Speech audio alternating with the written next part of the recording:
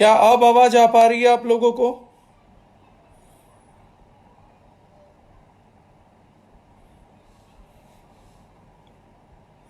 I know today it's disturbing a lot. थोड़ा सा problem आ रहा, थोड़ा सा इशू आ रहा है, लेकिन कोई बात नहीं, कई बार चैलेंजेस होते हैं। हर्ष जी कह रहे हैं हाँ जी अब ठीक है। बाकी लोगों को क्या मेरा वॉइस आ पा रहा है? Hello Vaibhav ji, how are you?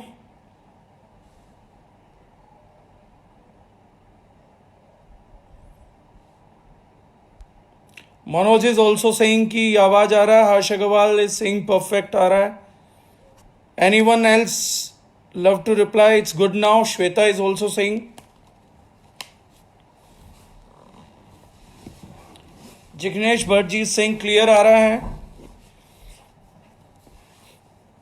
Ji sir आ रही है। दैट मीन्स अब वॉइस आ रहा है मेरा, अब सब लोगों तक पहुंच पा रहा है। I think no one is having an issue now, right? अब सब लोगों का आ गया है मैसेज कि mostly people can hear me now. Yes sir, voice is fine. Good good good stuff. Thank you so much. चलिए फ्रेंड्स, अब हम अगर ऑनलाइन आ ही गए हैं and most of the people are connected, तो आज का हमारा तकरीबन 15 मिनट, ऊपर वाला नहीं चाहता था बातचीत हो पाए, तो 15 मिनट हम लोगों का बातचीत नहीं हो पाया, but it's God grace, God wish, the way he wants thing. आज जो हम बेसिकली बात करेंगे, आज से जो टॉपिक हम स्टार्ट कर रहे हैं, today I will start simple with the topic. और वो टॉपिक हम लोगों का रहेगा प्रोडक्ट्स। जो दाम और रेजुनाइन के प्रोडक्ट्स हैं, जिन रेंजेस में हम डील करते हैं, उन रेंजेस के बारे में हम one by one over a period of time we will discuss things, right? आज जिस टॉपिक को मैं लेने वाला हूं वो फर्स्ट चीज है। उससे पहले मैं कुछ बेसिक्स की बात करना चाहूंगा। यहां पे कुछ बेसिक्स को हम लोग अपने को क्लियर करेंगे। वो बेसिक जुड़े हुए हैं कि सबसे पहले जब हम प्रोडक्ट की बात करते हैं तो हम बात कर लेते हैं प्रोडक्ट बेस्ड कंपनीज का एंड दूसरी कंपनीज का जिनका हम बात करते हैं। Basically when we are into business और when we are working for something, जब हम कुछ चीजों की बात करने निकलते हैं बिजनेस के लिए, तो सबसे बड़ा हमारे सामने इशू क्या आता है कि बिजनेस में, जैसे मैंने कहा था कि business is something where we serve people. अगर हमारे को लोगों को सर्व करना है, व्यक्तियों को सर्व करना है, कंज्यूमर्स को सर्व करना है, तो सबसे बड़ी बात होती है कि हम लोगों के पास प्रोडक्ट्स अच्छे होने चाहिए। क्योंकि बिजनेस कुछ लोग करेंगे, बिजनेस से पे आउट कम लोगों का आएगा, चुनिंदा लोगों का आएगा। जो लोग मेहनत करेंगे बिजनेस को डीपली सीख पाएंगे। हर किसी के लिए बिजनेस को सीखना उतना आसान नहीं होता है। सीख जाते हैं तो कंटिन्यू करना उतना आसान नहीं होता, उतना पेशेंस नहीं होता। बहुत सारी ऐसी चीजें हैं जो बिजनेस में रह जाती हैं। इसीलिए जो प्रोडक्ट हैं वो बैकबोन होते हैं, क्योंकि प्रोडक्ट हर व्यक्ति की जो आपके बिजनेस से जुड़ेगा उसकी लाइफ को टच करने वाला है। चाहे वो आपकी मैनेजमेंट है, आपके डिस्ट्रीब्यूटर्स हैं, आपके कंज्यूमर्स हैं। आपके पे आउट की सर्विस कैसी है ये चुनिंदा लोगों को पता लगता है, जो कि सिर्फ उस कंपनी में डिस्ट्रीब्यूटर के पार्ट पे और इनकम कर रहे हैं। आपकी मैनेजमेंट कैसा है वो उन लोगों को पता लगेगा जो लोग उसमें लॉन्ग कंटिन्यू काम करेंगे, सर्विसेज लेंगे, पे आउट्स लेंगे या सेमिनार्स को वॉच करेंगे, उन लोगों को मालूम लगेगा। लेकिन प्रोडक्ट एक ऐसा जरिया है, प्रोडक्ट एक ऐसी चीज है जो कंपनी से जुड़े हर व्यक्ति को टच करेगा, मैनेजमेंट को भी छुएगा, हमारे डिस्ट्रीब्यूटर्स को भी टच करेगा क्योंकि वो सेल्फ यूजर्स होते हैं, और कंज्यूमर्स तक तो पहुंचना ही पहुंचना है। कंज्यूमर्स को अगर किसी एक सिंगल चीज ने टच करना है तो वो चीज रहने हमारे प्रोडक्ट्स। यानी कि आपकी कंपनी का फर्स्ट रिप्रेजेंटेशन, हमारे बिजनेस का फर्स्ट रिप्रेजेंटेशन हमारा प्रोडक्ट होता है, जो यूजर के साथ इंटरेक्ट करके हमारी कंपनी कैसी है उसका इंफॉर्मेशन देता है। सेकंड, अपनी कंपनी का इंटरफेस हम डिस्ट्रीब्यूटर को मानते हैं, जो उस प्रोडक्ट को इंट्रोड्यूस करता है और उसी प्रोडक्ट का बाद में बैकअप देगा। डिस्ट्रीब्यूटर क्या इंट्रोड्यूस करके आया, कंज्यूमर ने यूज किया, तो असलियत में तो आपकी कंपनी क्या है, 99.99% उसका जो इंट्रोडक्शन है वो प्रोडक्ट के जिम्मे होता है। और इसीलिए जिस कंपनी का प्रोडक्ट परफॉर्म करता है वो कंपनी बाय डिफॉल्ट कैसे से भी स्टार्ट हुई हो। जैसे हम एमवे कॉर्पोरेशन की बात करें तो Amway just started with a garage and today it's a 60,000 crore group. RCM started with a very small office. The office was almost like 10:10, 10 foot by 10 foot के कमरे से एक कंपनी स्टार्ट हुई थी, लेकिन चीजें स्टार्ट होती गई over the period. Today it's a big group. ऐसे ही बहुत सारी कंपनीज हैं। एप्पल का जन्म लें तो एप्पल एक गैराज से स्टार्ट हुआ, आइडिया था, हम अपना ओयो रूम्स का लें तो वो एक छोटी सी जगह था, लेकिन जब प्रोडक्ट्स ह्यूमन बींग्स की लाइफ को, कंज्यूमर्स की लाइफ को टच करता है और उसके बाद परफॉर्म करता है, तो वो companies automatically slowly and gradually बड़े हो जाते हैं, और जो डिस्ट्रीब्यूटर्स ऐसे प्रोडक्ट को डिस्ट्रीब्यूट कर रहे होते हैं वो लोग भी बड़े और बहुत बड़े होते चले जाते हैं इन बिजनेस। तो प्रोडक्ट एक ऐसी चीज है जिस पे ध्यान केंद्रित रहना ही चाहिए। Before starting technical things of the product range और द प्रोडक्ट्स वी हैव, उनसे पहले मैं बात करना चाहूंगा कोई प्रोडक्ट्स के बेसिक कॉन्सेप्ट्स की, कि हम में से हर व्यक्ति, में बड़ी बार बात करता हूं, वी गाइज आर एजुकेटेड। हमें सबसे पहले समझना है कि एजुकेटेड अनएजुकेटेड के बीच में फर्क क्या है। मैं कई बार कमेंट कर देता हूं लोगों की डिग्रीज पे, मैं कई बार बोल देता हूं कि ये डिग्री किस काम की, अगर यही जानकारी नहीं है तो। कहने का अर्थ बिल्कुल भी ये नहीं है कि आपने कोई डिग्री ले रखी है उसका कोई बेनिफिट नहीं है, आपने पीएचडी कर रखी, डॉक्टरेट कर रखा है तो वो किसी फायदे में ही नहीं है। कहने का मतलब, तात्पर्य उस समय पे ये रहता है कि जितने भी लोगों ने पढ़ाई लिखाई किया, एजुकेशन किया, ग्रेजुएशन किया, मास्टर्स किया, पीएचडी की, डॉक्टरेट किया, अपनी जिंदगी का बहुत सारा टाइम, बहुत सारी एनर्जी, बहुत सारा एफर्ट हम लोगों ने दिया है एजुकेशन को, डिग्री को हासिल करने में, ज्ञान को हासिल करने में। लेकिन चाहिए क्या था, समझना क्या था कि एक, अगर मैं बेसिक डिफरेंस क्रिएट करना चाहूं कि पढ़ाई लिखाई करने का फायदा क्या है, एजुकेशन लेने का फायदा क्या है। एजुकेशन लेने का बेसिकली बेनिफिट यह था कि लाइफ का कोई भी एरिया हो, because we know social studies हमने 10th तक पढ़ा है, वो चाहे साइंस हो हमने 10th तक पढ़ा है, मैथमेटिक्स है तो 10th तक जरूर पढ़ा होगा, तो हमें लगभग हर सब्जेक्ट छोटे मोटे तौर पे जरूर पढ़ाया जाता। आगे जाके हमें करियर क्या चुनना है उसके लिए जरूर हमारे को अलग अलग ब्रांचेस दे दी जाती हैं कि आप किस सब्जेक्ट में गुड हैं, किसकी मास्टरी करके how you would love to serve public, how you would love to serve people, उसके लिए 10th के बाद ब्रांचेस खोल दी जाती हैं। लेकिन टिल 10th हम लोगों को हर सब्जेक्ट का थोड़ा एजुकेशन दिया जाता है। और उस एजुकेशन का बेसिकली पर्पस क्या होता है कि over a period of time जब हम लाइफ में एंटर करेंगे और जब हम लोग परचेज स्टार्ट करेंगे, चीज़ों को देखना स्टार्ट करेंगे, हेल्थ के डिसीजंस लेंगे, फाइनेंशियल डिसीजंस लेंगे, तो उस टाइम बहुत सारी लोग बहुत सारे इंफॉर्मेशन सर्व करने आएंगे। एक प्रोडक्ट के लिए आपको 100 कॉम्पिटिटर्स पिच करेंगे, 200 कॉम्पिटिटर्स पिच करेंगे। आपको अपना डिसीजन लेने में किसी और की मदद की जरूरत ना हो और आप अपनी चीजों के लिए अवेयर रहें, अपने डिसीजंस के लिए अवेयर रहें। उस चीज के लिए हमें एजुकेशन प्रोवाइड किया गया था, कॉमन सेंस प्रोवाइड किया गया था, सो दैट कि किसी और इंफॉर्मेशन के या बहकावे में या झांसे में आके या जस्ट सिर्फ इंप्रेस ना होके हम अपनी एजुकेशन का यूज करके फैक्ट्स को क्रॉस चेक कर सकें। इंफॉर्मेशन तो 10,000 जगह से फॉल होगा।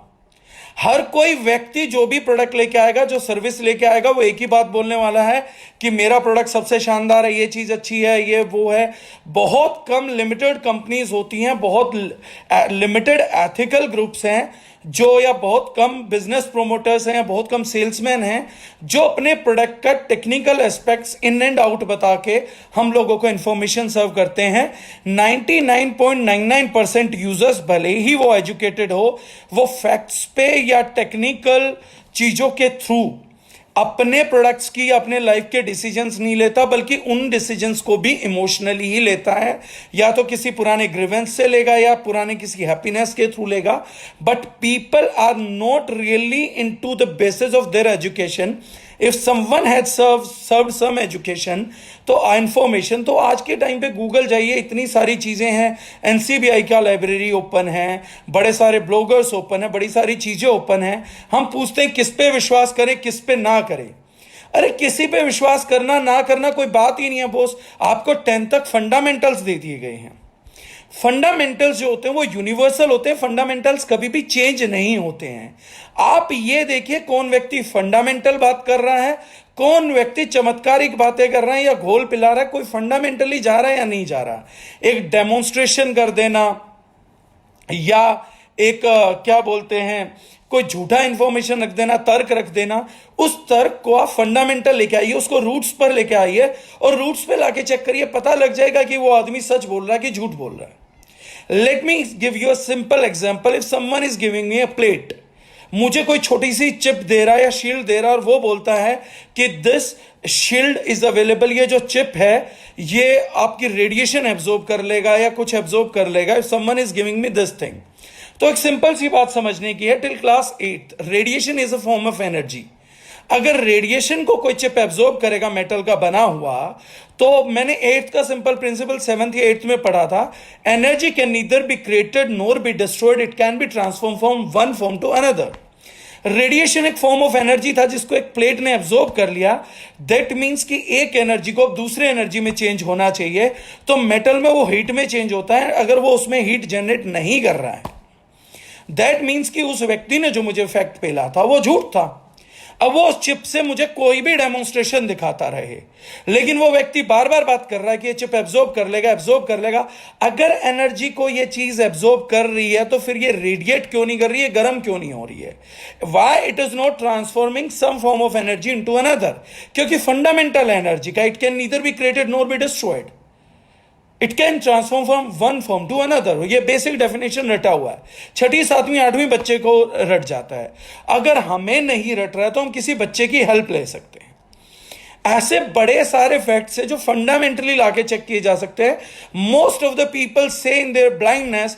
एक अनएजुकेटेड आदमी जब ये बात बोलता है ना, मैं किस पे भरोसा करूं किस पे ना करूं, तो मैं यकीनन मानता हूं कि उसके सवाल का जवाब देना बड़ा मुश्किल है, क्योंकि उस बेचारे को लाइफ के फंडामेंटल्स ही नहीं पता, प्रोडक्ट के फंडामेंटल्स ही नहीं मालूम. और मैं उसको गूगल भेजने की भी सलाह नहीं दे सकता हूं कि आप इंफॉर्मेशन को एक्सेस करके फंडामेंटल्स पे चेक कर लीजिए, because he is not aware, he is not educated. Education means, are you clear with your fundamental rights or not? Are you clear with your fundamental logics or not? Are you clear with your fundamental facts or not? What does education means? एक uneducated आदमी जिसे maths ने कभी education नहीं किया, मैंने उसको एक दिया टॉफी दी और एक टॉफी दी और बोला मैंने आपको 5 टॉफी दे दी. इस व्यक्ति को नहीं पता है 1 + 1 कितना होता है. ये एक और एक टॉफी 2 टॉफी को भी 5 बोल सकता है. लेकिन जिसने मैथमेटिक्स की एजुकेशन ले ली और जिसको मैं ये बात बोल रहा हूं कि भाई तेरे को एक और एक 2 टॉफी दे दी गई है, तो वो बोला यार मुझे तो पता नहीं मैं किस पे भरोसा करूं किस पे नहीं करूं.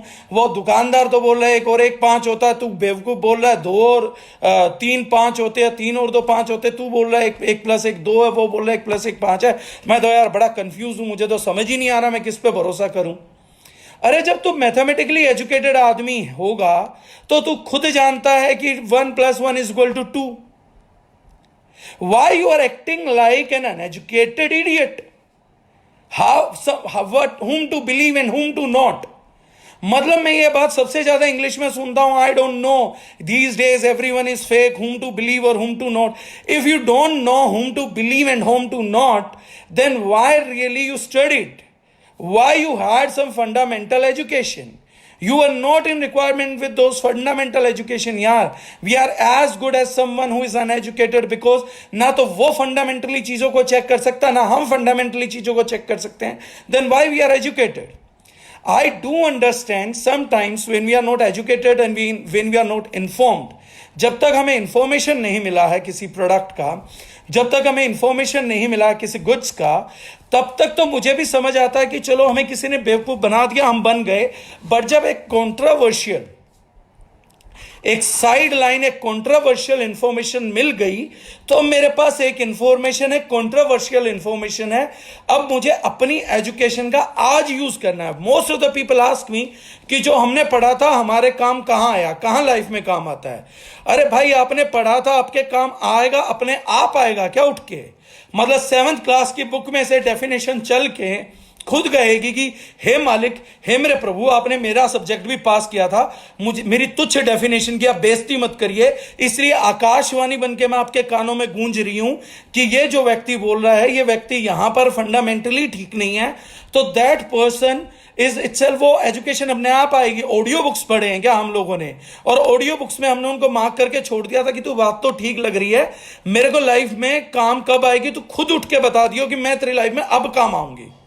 Will books come and will books say कि मैं अब काम आऊंगी आपके? We need to go back and we need to check ki what our fundamentals said, what have been we taught in schools, what have been we taught in modern education, how we need to behave right now. Fundamentals के पास हम लोगों ने जाना, fundamentals ने हमारे पास नहीं आना है. So if we are supplied with an information, so we need to believe. But one day when we are supplied with a controversial information, तो उस controversial information के ऊपर हम लोगों को अपने फंडामेंटल से उनको क्रॉस चेक करना है कि whom is right and whom is wrong. If we guys will talk, अगर अंग्रेजी में हम बोलेंगे, I don't know these days everyone is like, everyone is a fraud, everyone is a cheat, everyone is after money, I don't know whom to believe, I don't know whom to believe. Don't talk in English, don't talk in shit, man. Don't do that. You are still as good as an uneducated person who don't know fundamentals. आप उतने ही बेवकूफ हैं, उतने ही मूर्ख हैं जो दो information को प्रोसेस करने के लिए नहीं है. तो why you are talking in English? You can bloody talk in your mother language. आप हरियाणवी में बात करिए, पंजाबी में बात करिए, इन वर्स्ट है हिंदी में बात करिए, गांव की भाषा में बात करिए. बिकॉज यू डोंट नो कि कॉन्ट्रावर्शियल इंफॉर्मेशन सही है या पहली इंफॉर्मेशन सही थी. आप दोनों में से ये नहीं पता कर सकते कि कॉन्ट्रावर्शियल इंफॉर्मेशन कौन सी है और जेन्युइन इंफॉर्मेशन कौन सी है. तो why did you study, why did you pass your classes, why did you appeared in examination, why did you do your graduation, why did you did your masters, why you did PhD? क्या जरूरत थी इन सब कामों को करने की यार? अगर तो इंफॉर्मेशंस के बीच में फंडामेंटल डिफरेंसेस नहीं कर सकते हैं तो हम एजुकेटेड किस बात के हैं? हम मोस्ट ऑफ द लाइफ में हम लोगों को जरूरत नहीं पड़ती है ना. हमारे को लाइफ इसलिए मिली कि हम हर चीज का टेक्निकल ब्रेकआउट करते फिरें. बट अगर किसी दिन नौबत आ जाती है, we are supplied with information, तो ये ह्यूमन वैल्यूज हैं, तो ये हमारी पढ़ाई है. उस दिन पे प्राउड फील करिए कि मैं कब अपने आप को साबित करूंगा मैं पढ़ा लिखा हूं, जब मुझे एक एजुकेशन मिला, दूसरा एजुकेशन मिला, और दोनों एजुकेशन में से जिस दिन मैं ये पता कर पाया कि मेरे लिए सच क्या है. जब 2 या 3 या 5 या 10 कंट्रोवर्शियल थ्योरी में से आप एक को बाहर निकाल के ला पाते हैं कि yes this man is genuine, that is the time when you know that you are a studious person, you are an educated man और वुमेन. अगर आप 4-5 चीजों में से लेके आ ही नहीं पा रहे हैं, एग्जैक्ट तथ्य को बाहर नहीं ला पा रहे हैं, 10 मिसलीड इंफॉर्मेशन से तो अनपढ़ भी मिसलीड किया जा सकता है. हम अगर मिसलीड हो रहे हैं that means we are not educated. ऐसे टाइम पे किसी एजुकेटेड आदमी की मदद ले लीजिए. तो बेसिकली हमें फंडामेंटल्स को क्लियर करना पड़ेगा, फंडामेंटल्स पे चीजों को तोलना पड़ेगा. सबसे पहले हमें इस चीज पे प्राउड होना पड़ेगा कि I am an educated man, supply me with information and I can check which information is correct, which information is not. Like मैं सिंपल सी बात करता हूं, दोबारा वही सिंपल सा एग्जांपल दे रहा हूं. एक आदमी को 5 आदमियों ने आके बोला, एक ने बोला भाई यकीन कर मेरा 1 और 1 6 होते हैं. एक ने आके बोला नहीं नहीं नहीं नहीं नहीं ये गलत बोल रहा, मैं बता रहा हूं ये मरवा देगा तेरे को, 1 और 1 प्लस तो भाई 9 होते हैं. मैं कहीं लेके गया था, मेरी कंपनी ने 1 और 1 9 बना दिए. इन्वेस्टमेंट कंपनीज करती है ना, वो 1 और 1 को 9 बना देती हैं, वो तो 1900 भी बना देती हैं, 9000 भी बना सकती हैं, और वहां बनने वालों की भीड़ भी लग जाती है. जिस दिन एक इन्वेस्टमेंट प्लान में मैं किसी आदमी को जाते हुए देखता हूं ना, और ये सुनते हुए देखता हूं कि हो सकता है यहां पे मेरे को इतना रिटर्न आ जाए, मुझे उस दिन उसकी 7वीं क्लास की मैथ्स की टीचर पे तरस आ रहा होता है कि इस बच्चे को सिंपल इंटरेस्ट और कंपाउंड इंटरेस्ट माता अगर ढंग से पढ़ा देती, या ये पढ़ा देता या इसके पिताजी पढ़ा देते, तो इसे ये पता रहता कि रेट ऑफ रिटर्न क्या है, या ये 8वीं क्लास की इकोनॉमिक्स की बुक पढ़ के आया होता और जीडीपी इकोनॉमी 2-4 चीजें सीख के आ गया होता, तो एक किसी के इस फंदे में ना आता कि भैया कैसे 1000 रुपए एक महीने में आपको गारंटेड 1500 रुपए होके मिल सकते हैं या 2000 रुपए होके मिल सकते हैं. उस दिन लगता है he is as good as some wild animal. ये आदमी जंगल में भी होता तो इसको बेवकूफ बनाना आसान था. फर्क क्या पड़ा, ये पढ़ लिख के भी उतना ही मूर्ख है, उतना ही जाहिल है जितना कि इसको होना था. अब 6 आदमी आते हैं और वो एक बोलता है कि 1 + 1 = 7. एक बोलता नहीं भाई मैंने एक बार लिया था, एक आदमी से मैंने 1 और 1 लिया तो उसने मुझे 9 दिए थे. एक आदमी बोलता है नहीं 1 और 1 3 होते हैं. एक बोलता है 1 और 1 2 होते हैं. एजुकेटेड वो आदमी है जो ये डिफरेंशिएट कर पाएगा कि this man is talking sense. ये जो 1+1 बोल रहा है इज इक्वल टू 2 है, because I know mathematical fundamental. मैंने भाई साहब ग्रेजुएशन किया, मैंने मास्टर्स किया है। You can not fool me, मुझे मालूम है 1+1 is equal to 2। You guys are supplying me with wrong information. तुम मुझे झूठे सपने दिखा रहे हो। हर आदमी रेडी पे एक चीज चिल्ला रहा है कि एक के साथ एक फ्री दूंगा तो आपको 9 मिलेंगे, एक चिल्ला रहा है एक के साथ एक फ्री दूंगा तो 6 मिलेंगे, एक चिल्ला रहा है एक के साथ एक दूंगा तो 5 फ्री मिलेंगे। समझदार एजुकेटेड कंज्यूमर वो है जो उस रेडी से जाके सामान खरीदता, जो चिल्ला रहा है कि मैं एक के साथ एक फ्री दूंगा और आपको 2 मिलेंगे। अगर कोई आदमी ऐसी रेडी पे चला जाता है जो 1+1 इज इक्वल टू 9 चिल्ला रहा है, तो अपना समय बर्बाद करके आएगा, कुछ झूठ लेकर आएगा, सच चीज लेके आने वाला नहीं है, क्योंकि उसका फंडामेंटल ही रॉन्ग था। So we cannot check things fundamentally. That means we guys are basically uneducated guys. अगर किसी सप्लाइड इंफॉर्मेशन को हम ये नहीं जानते कि एक्सेप्ट करना है कि रिजेक्ट करना है, ये ट्रूथफुल है या मुझे बहकाया जा रहा है, अगर हमारा दिमाग ये जवाब नहीं दे सकता, तो go back to your children's books and read them again. 6ठी 7वीं 8वीं 9वीं कंपनी क्लास की बुक्स को दोबारा पढ़िए, उनमें फंडामेंटल्स है। 10th क्लास तक सबको नॉर्मली सेम सब्जेक्ट्स क्यों पढ़ाए जाते हैं, चाहे वो इंग्लिश में पढ़ाए जाए चाहे हिंदी में, ताकि उस टाइम तक फंडामेंटल्स पढ़ लीजिए। a+b का whole square is equal to a² + b² + 2ab, ये रहेगा, ये यूनिवर्सल है, इट वोंट गोना चेंज। तो ये चीजें उस टाइम इसलिए पढ़ाई गई थी ताकि ये कभी नहीं बदलेगा। तुम्हें कोई सपने में भी आके बोले, कोई तुम्हारा बेवकूफ बनाने की कोशिश करे कि मैं बदल दूंगा, मैं 2 + 2 को 5 बना दूंगा, तो ऐसे का एक ही नहीं करना है। लेकिन नेटवर्क मार्केटिंग में या बाकी जगहों पे या फ्लैट्स में बाइंग में हम यकीन कर लेते हैं 2 + 2 = 5 हो सकता है। वो गाना याद आता मुझे, एक मूवी का था कि हम जो चाहें जो सोचे वो करके दिखा दें, हम वो हैं जो 2 और 2 5 बना दे।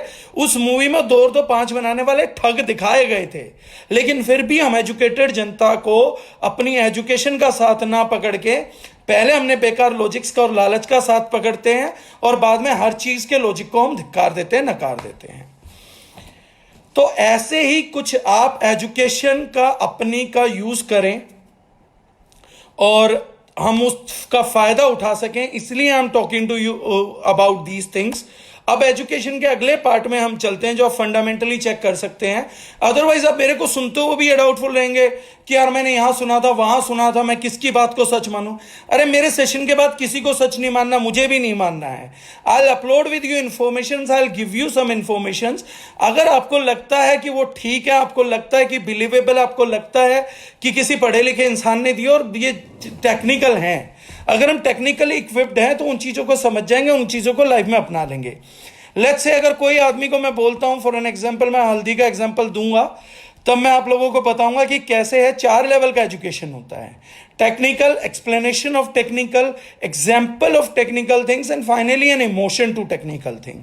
ये 4 लेवल पे है एजुकेशन के। कितने पढ़े लिखे के जो नंबर स्कोरिंग होती है वो इन्हीं 4 बेसिस पे तो होती है। हमारे ह्यूमन बिहेवियर में वो रिफ्लेक्ट करता है। वो कैसे रिफ्लेक्ट करता है, वो जब मैं हल्दी के एग्जाम्पल में आऊंगा तो आई विल टेल यू कि वो कैसे रिफ्लेक्ट करता है। तो अब इसमें हम चीज में आते हैं, I will proceed with the things, कि हम नेक्स्ट चीज पे आते हैं कि एजुकेशन के बाद व्हाट नेक्स्ट। एजुकेशन के बाद व्हाट नेक्स्ट की प्रोसेसिंग हो गया, मैं चीजों को सही गलत भाप पाऊंगा। Now give me information, I will correct information and I will behave accordingly. अब मुझे अपनी हर चीज का डेफिनेशन चीजों को डिसाइड करना है। अब प्रोडक्ट्स की मैं बात करूंगा, स्पेसिफिकली एक मार्केट की बात करूंगा, प्रोडक्ट्स की। There are few things in products. Best product comes out from those companies और फ्रॉम दोज पीपल। बेहतरीन उत्पाद उन कंपनियों से, उन संस्थाओं से निकलते हैं जो संस्थाएं R&D, रिसर्च एंड डेवलप्ड में इन्वॉल्व होती हैं। रिसर्च एंड डेवलप केवल वही करेगा जो टेक्निकली हाईली इक्विप्ड रहेगा, जिसकी बुद्धि चलती है, जो कि लॉजिक्स के फंडामेंटल्स क्लियर है, लॉजिक की तह में जा सकता है, and they can create set of logics. Those organizations are led by R&D, research and development. Second आती हैं organizations which are into F&D, formula and development. Third आती हैं organizations who are copycat. Copycat organisations, they will never do R&D, they will never do F&D। वो तीसरे जिसने कोई R&D F&D कर रखी है उसकी एक कुछ भी कॉपी बना के करा के बेच देंगे। एंड फोर्थ होता है local products. Local products means जिनमें कुछ भी नहीं पता कि वो क्या बना रहे हैं, बस वो सस्ता बनाने की चाह में कुछ बना रहे हैं। ये 4 कैटेगरी ऑफ प्रोडक्ट हैं। मैं इनको एक सिंपल लैंग्वेज में आपके सामने रखना चाहूंगा क्योंकि आगे तो मैं अपने प्रोडक्ट्स की बात करूंगा, लेकिन बीइंग ए यूजर आप लोगों का ये रिलीजन है, ये आप लोगों का राइट है, ये अधिकार है कि आप अपने प्रोडक्ट्स को कैसे एनालाइज करें, कहां से बाय करें, उसका फंडामेंटल भी आपको मालूम हो। जो फंडामेंटल बुक्स में नहीं पढ़ा गया उसको हम थोड़ा बहुत शेयर कर लेते हैं कि how to fundamentally buy your product. Research and development का और जो मैंने बातें बोली हैं उसका एक आपको कॉमन सा एग्जांपल देता हूं। There is one company which is known by the name of Apple. It's an electronics company, we mostly people know, हम लोग ज्यादातर जानते हैं इस कंपनी के बारे में। एप्पल वो आधा खाया हुआ सेब जिसका लोगो है। ये कंपनी पूरे वर्ल्ड में इलेक्ट्रॉनिक्स के अंदर सिर्फ रिसर्च एंड डेवलपमेंट का काम करती है। These people are into core research and development only. These people neither produce the products. These people usually don't market the product. इनको मार्केट करने का जरूरत ही नहीं है। इनकी रिसर्च एंड डेवलपमेंट इतना हाईली क्वालिफाइड है कि थोड़ा टाइम लगा था इनको जब इन्होंने मार्केट करी थी। आज तो इनके प्रोडक्ट का यह हाल है कि बाजार का सबसे कॉस्टली प्रोडक्ट भी, अब के बाजार का सबसे महंगा प्रोडक्ट, महंगा उत्पाद भी ब्लैक में बिकता है और लोगों में ये उड़ रहती है कि ये प्रोडक्ट पहली दफा मेरे पास आना चाहिए। That company is known by the name of Apple. So why are people buying an expensive product that too in black, double of the costing? जब हमारे पास सस्ता 1000 रुपए में मोबाइल अवेलेबल है तो 1.25 लाख का मोबाइल 2.5 लाख रुपए की ब्लैक देके क्यों किया जाता है, क्यों खरीदा जाता है? What is the attracting factor? Attracting factor is research and development. वो क्या नया रिसर्च लेके आए हैं, क्या डेवलप लेके आए हैं।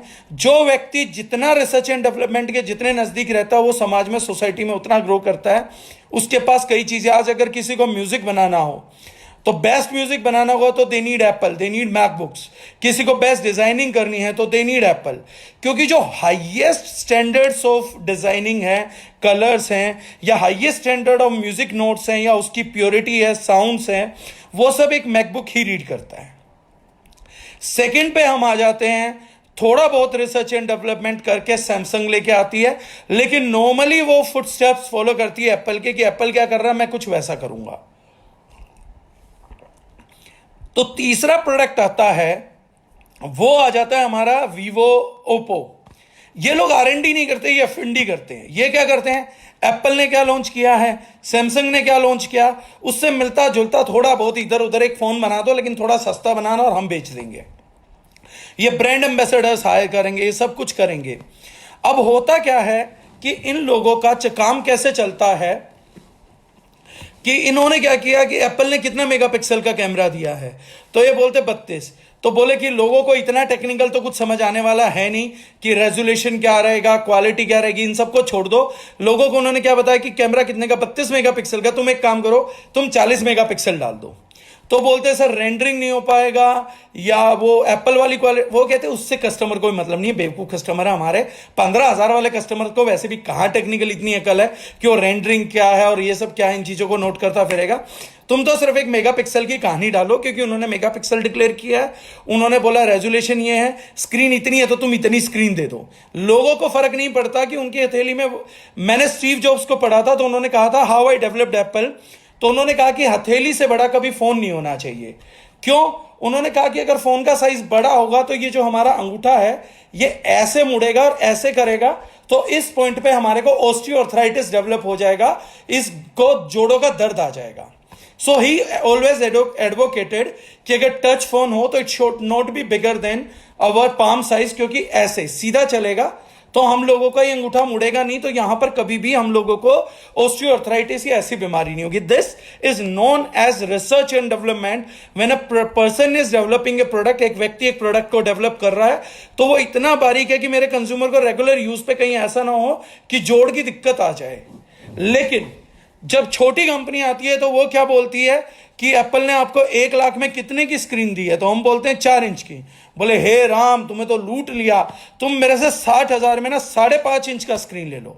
और लोग बोलते हैं हाँ यार ये एप्पल से तो सही है, ये लोग तो मुझे ना एप्पल से ईमानदार लग रहे हैं, एप्पल ने तो ना लूट मचा रखी है, ये 60,000 में 5 इंच की 5.5 इंच की स्क्रीन दे रहा है, और वो लोग ने 1.25 लाख में 4 इंच की स्क्रीन दी है, और ये आदमी कॉलर चौड़े करके बोल रहा मैं वीवो से लेके आऊं, तेरे से आधी कीमत का फोन लेके आया हूं और ना 5.5 इंच की स्क्रीन लेकर आया हूं। What you will do? Mobile आपको फोन करने के लिए चाहिए, गेम प्ले के लिए चाहिए, किसी चीज के लिए चाहिए, उसमें इतनी बड़ी स्क्रीन का अल्टीमेटली आपके लिए काम क्या है? But people don't understand. अब चौथी पांचवी कंपनी आती है बाद में, उसके बाद वो क्या कहती है, जो तेरे को ओप्पो और वीवो में मिलेगा वो मेरे से सस्ता ले ले, बल्कि 2 फोन और एप्पल और वीवो की इतनी जाती है आवाज तो मेरी इतनी जाएगी, लाउड स्पीकर जैसी आवाज दूंगा तेरे को। एंड जो अनएजुकेटेड आदमी होते हैं वो उसमें फंस जाते हैं। पांचवी आती है वो लोग कहते हैं तुझे क्या चाहिए, मोबाइल चाहिए ना तो ले ले, ना कोई गारंटी है, ना कोई वारंटी है, ना कोई टेक्नोलॉजी है, बस हाँ फोन आता है चला जाता, फटेगा फट जाएगा, तू चार्जर भी कोई भी लगा लियो, कुछ भी कर लियो, खराब हो जाए फेंक दियो, 500 रुपए का फोन है। These are 5 kinds of things which prevails in market. अब इनका मार्केटिंग स्ट्रक्चर स्टडी करते हैं। मार्केटिंग स्ट्रक्चर में क्या होता है, एप्पल का होर्डिंग मैंने मुंबई एयरपोर्ट पे देखा था, तो एप्पल ने क्या अपना बड़ा सा होर्डिंग लगा रखा था, एप्पल 7 लॉन्च्ड, खत्म बात। कोई एड में बकवास नहीं, क्या है क्या नहीं है, कितने मेगापिक्सल हैं, क्या चीज है, सिर्फ बता दिया एप्पल 7 लॉन्च्ड, खत्म हुई बात। एप्पल 7 लॉन्च का मतलब है अब तुम 36 घंटे के लिए भीड़ लगाइए, आप 36 घंटों के लिए और वेट करिए और ब्लैक में पैसा दीजिए, because Apple has come into the market, new Apple is there. Samsung का फोन लगा हुआ था मेरे राइट हैंड साइड पे मुंबई एयरपोर्ट में, वो बता रहे थे कि हमने QLED स्क्रीन लगाया है, 32 मेगापिक्सल दिया है, इतना इंटरनल स्टोरेज है, इतना एक्सटर्नल स्टोरेज है, तो वो बता रहे थे कि हमारे पास ये है। उसी टाइम पे आप देखिए ओप्पो और वीवो का एड, उसको रणवीर सिंह आके और दीपिका पादुकोण आके बताएंगे कि मैं भी ये हैंडसेट यूज करता हूं, ये बहुत बढ़िया है।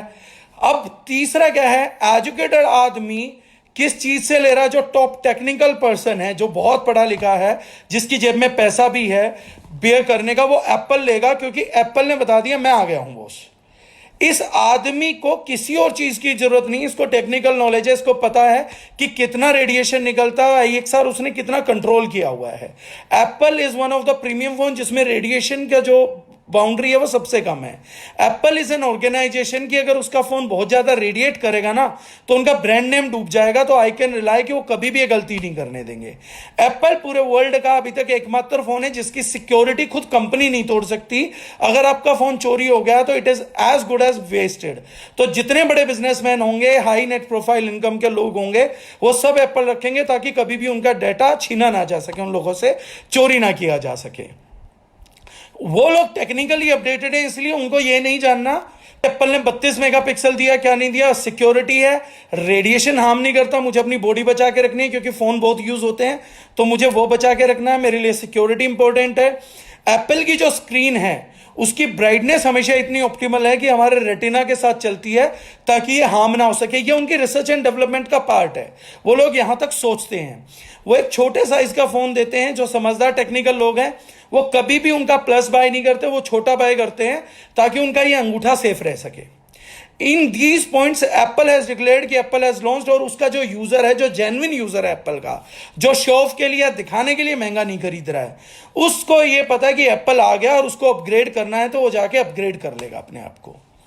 लेकिन सैमसंग को पता है कि मेरी ऑडियंस, वो जो टेक्निकल है ना, जो सुप्रीमली एजुकेटेड है और जिनकी जेब में पैसा है, वो मेरे ग्राहक नहीं बनने वाले।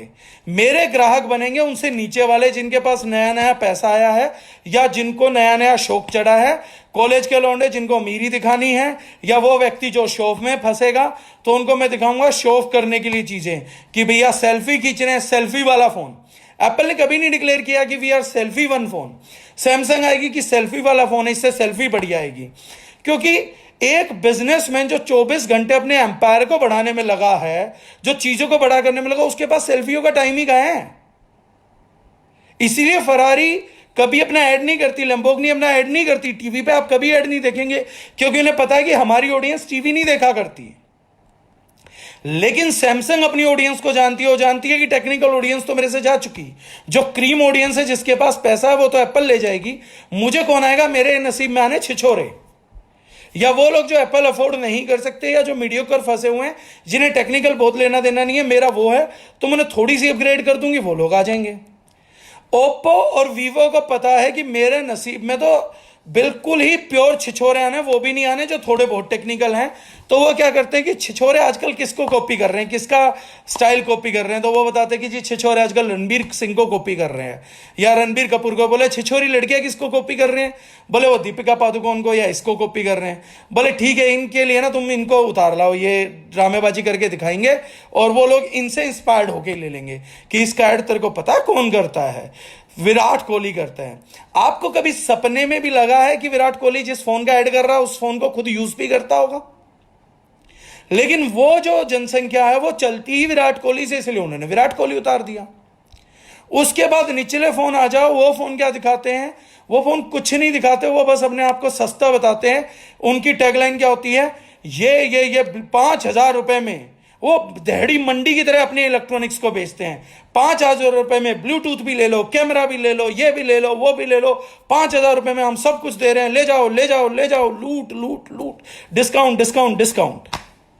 क्योंकि और कुछ है ही नहीं, एफएनडी भी नहीं है, कुछ भी नहीं है। और लास्ट वाले क्या होते हैं, लास्ट वाले कैटर करते हैं उन आदमियों को जो जाके ये बताता है कि भैया हमारे पास 500 रुपए हैं, 500 रुपए में हमका मोबाइल चाहिए, कहा दे सको हो, वो दे देते हैं उठा के। This is fifth category. Her product इसी तरीके से चलता है। जो कंपनीज R&Ds करती हैं वो कंपनियों के डिस्ट्रीब्यूटर्स का लाइफस्टाइल क्या होता है, मैं थर्ड सेगमेंट पे आऊंगा कि how these companies work and how these companies live. एक एप्पल बनाने वाली कंपनी से लोगों को बड़ी शिकायत है। कई लोग बोलते हैं क्या एप्पल लिए घूमता है, इसका तो ब्लूटूथ भी किसी से कनेक्ट नहीं होता। भाई मेरे लिए ना किसी से गाना लेना इंपॉर्टेंट नहीं है। तू कॉलेज का लड़का है, तेरे को गाने चाहिए, तेरे को आशिकी करनी है। आई एम ए बिजनेसमैन, मुझे सिक्योरिटी चाहिए and I am thankful to Apple कि इसका ब्लूटूथ किसी से कनेक्ट नहीं होता है ऐसी डिवाइस से जो इसको हैक कर सके। That is God's grace, that is their R&D। वो जानते हैं कि उसकी ऑडियंस को सिक्योरिटी की जरूरत है। मैं कॉलेज का लड़का नहीं हूं कि मैंने महंगा फोन खरीदना है, ये दिखाने के लिए मैंने एप्पल ले रखा। मैं बिजनेसमैन हूं डज ऑनलाइन बैंकिंग, मैं अपने ऑनलाइन पासवर्ड सिक्योर करता हूं, तो उन चीजों के लिए मुझे एप्पल चाहिए। तो एप्पल का कई लोग बोलते हैं एप्पल में ब्लूटूथ तो है नहीं, एप्पल में तो गाने भी तेज नहीं बजते, सेल्फी अच्छी नहीं आती। मूर्खो, वो फोन इस काम के लिए बना ही नहीं है। उस काम फोन के पर्पस अलग हैं, उस फोन की चीजें अलग हैं, उस फोन का रिसर्च एंड डेवलपमेंट बड़ा कोर है। अब जो छोटे लोग रहेंगे वो एक्सपेक्ट करते हैं कि एक्सपेक्टेशन का फोन है, मतलब अगर वो एप्पल है तो उसमें तो सेल्फी आनी चाहिए, ठक करके खींचो तो एक्सरे भी हो जाए। एप्पल है तो एक्सरे नहीं करेगा, वो बेस्ट सेल्फी फोन नहीं होगा।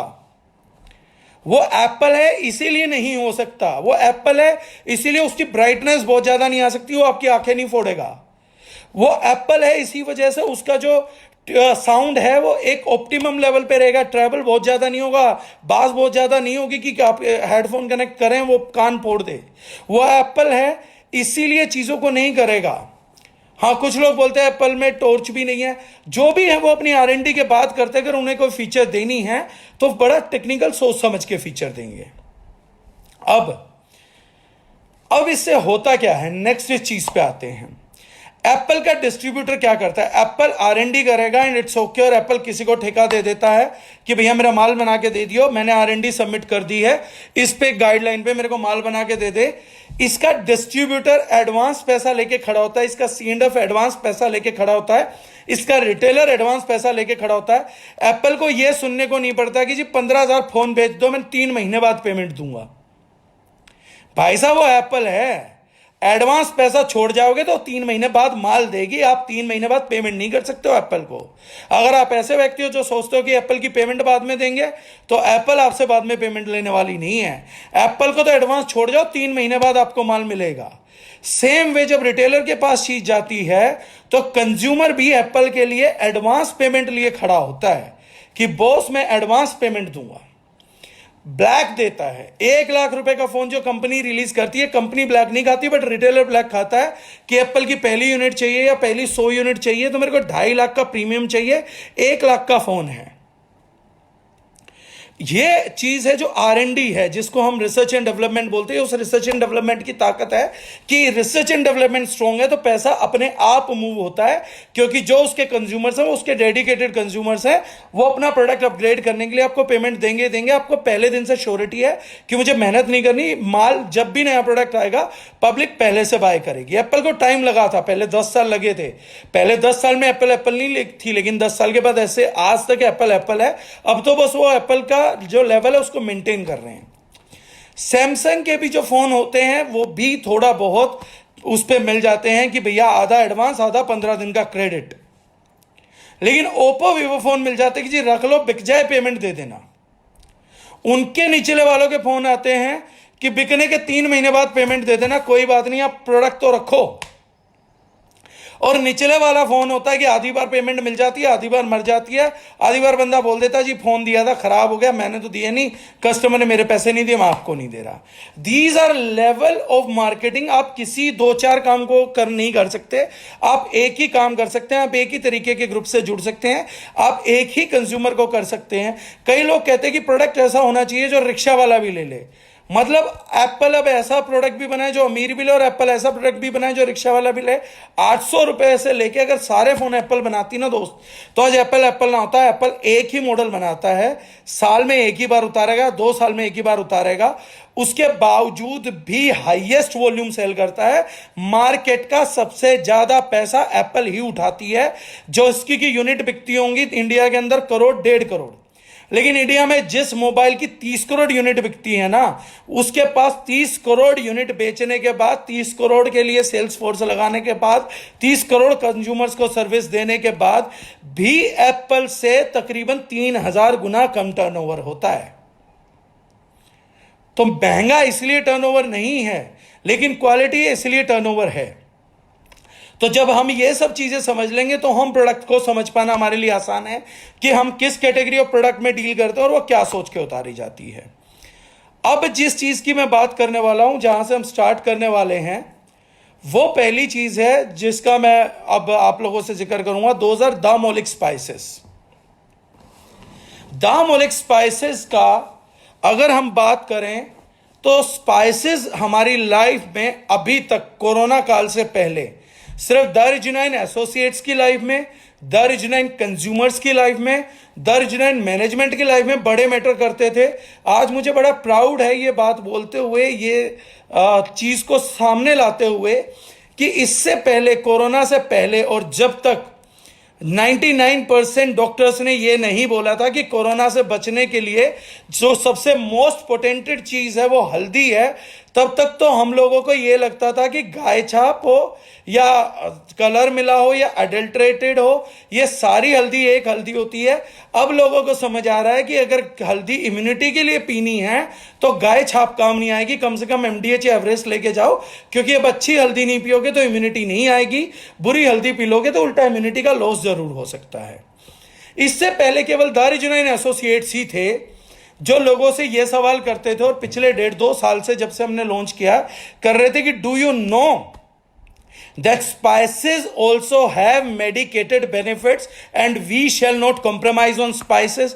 आज 1.5 साल तक जो हम लोगों ने मेहनत करी है, आज वो कोरोना काल में एम्स के डॉक्टर्स ने या बाकी सब डॉक्टर्स ने आके जब सामने बोला है ना कि जब ये हल्दी है, ये इतनी काम की चीज है, तब पब्लिक को समझ आ रही है कि आज तक वो लोग जो द रिजनाइन से खरीद के खा रहे थे मूर्ख नहीं थे। वो लोग 1.5 साल से ये बात जानते थे कि स्पाइसेस जो है हेल्थ के लिए यूज होते हैं। वो जानते थे कि स्पाइसेस में क्वालिटी क्या है, और हम मंदबुद्धि लोगों ने या तो उनको सुना नहीं या उनको सुन के भी नहीं माना। जब तक आज से 1.5 साल पहले एक भी संस्था इस देश में नहीं थी जो ये बता रही थी कि भैया अच्छे मसाले खाओ, अच्छी चीजें खाओ, ये हल्दी इम्यूनिटी के लिए होती है। हम लोग बहुत टाइम से पहले थे जब हमने अपनी ट्रेनिंग्स में फर्स्ट टाइम डिक्लेयर किया था कि 2000 to 2020 to 2030 it would be a decade of superbugs. Corona उस लिस्ट का पहला है, कोरोना उस लिस्ट का आखिरी नहीं है।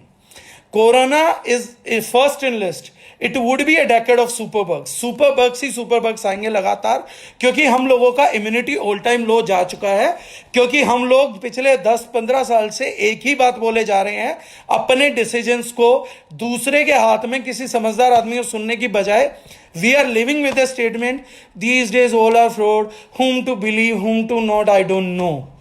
इस बात को, इस कथन को 15 साल हो गए। ये बात प्रकृति को, ये साइंटिस्टों को, ये सबको पता लग चुकी है कि now the masses are taking decisions like uneducated people, even cities people जो मेट्रोज में हैं, वो लोग भी गवारों की तरह एक्ट कर रहे हैं, वो भी अनपढ़ों की तरह व्यवहार कर रहे हैं अपनी डे टू डे नीड में, अपनी डेली बाइंग के अंदर भी ये लोग बेवकूफों की तरह, अनपढ़ों की तरह व्यवहार कर रहे हैं।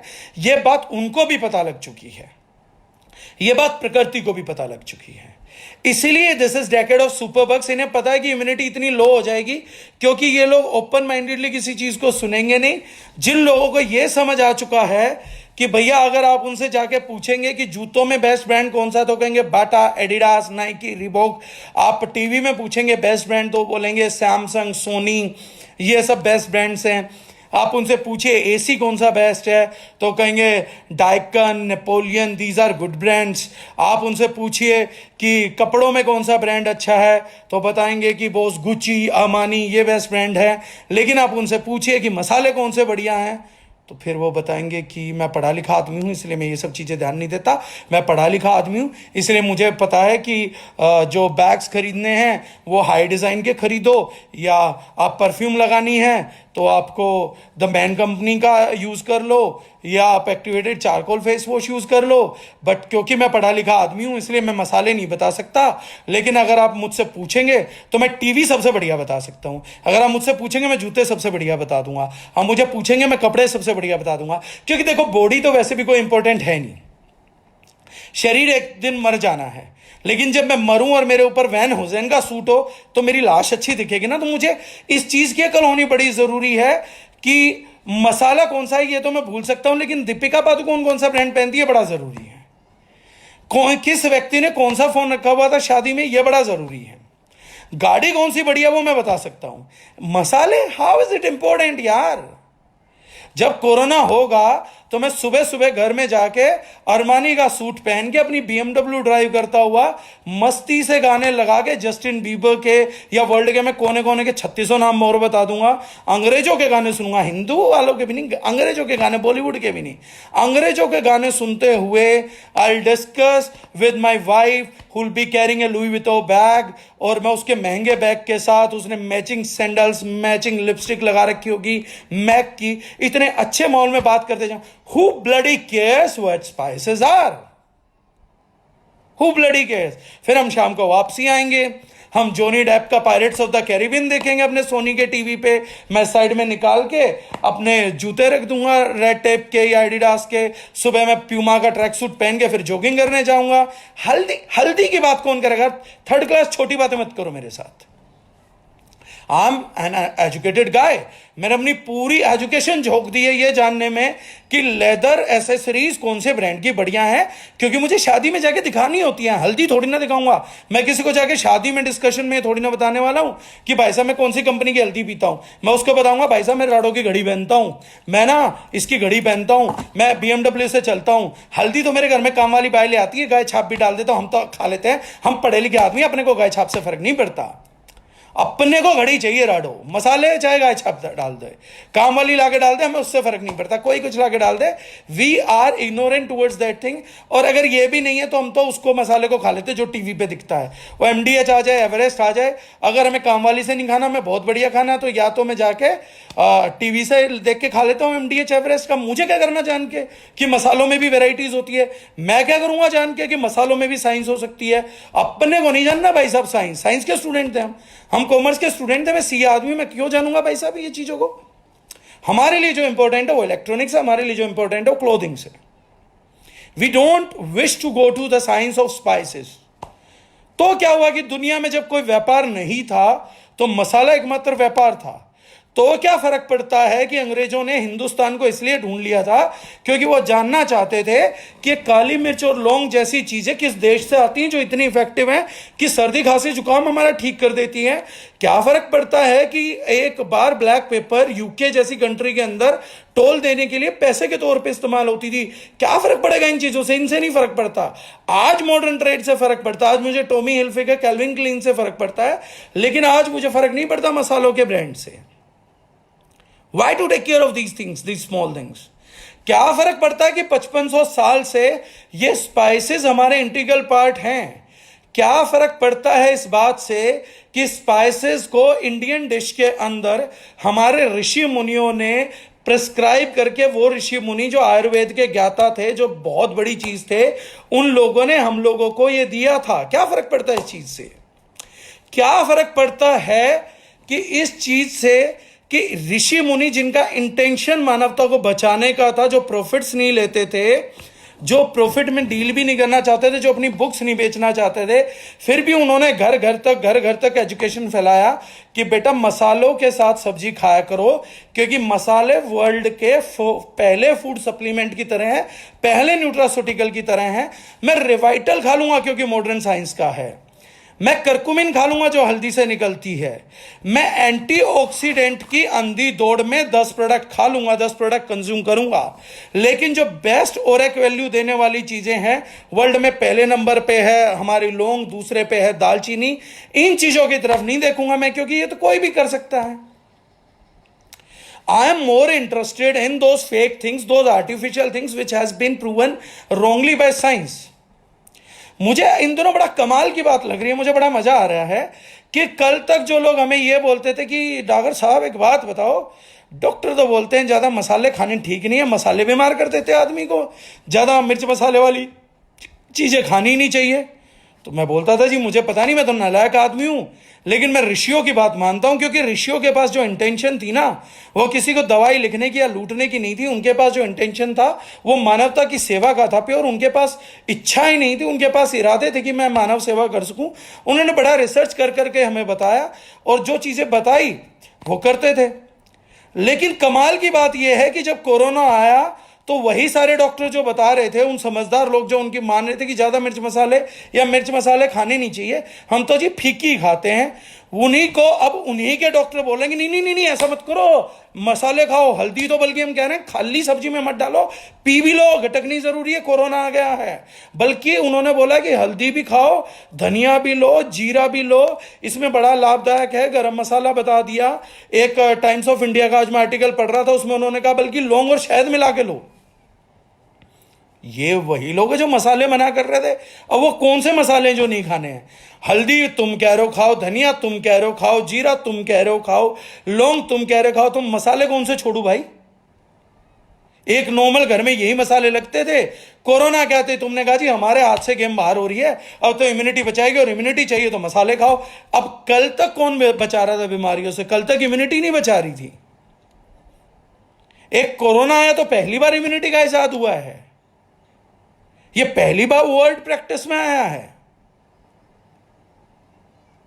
इसीलिए मुझे पूर्वजों की बात पे भरोसा है, क्योंकि आज की जो बात होती है वो कहीं भी हो, अगर पूर्वज भी जो बोल रहे थे और आज के व्यक्ति जो बोल रहे हैं, यानी वो सोने पे सुहागा है।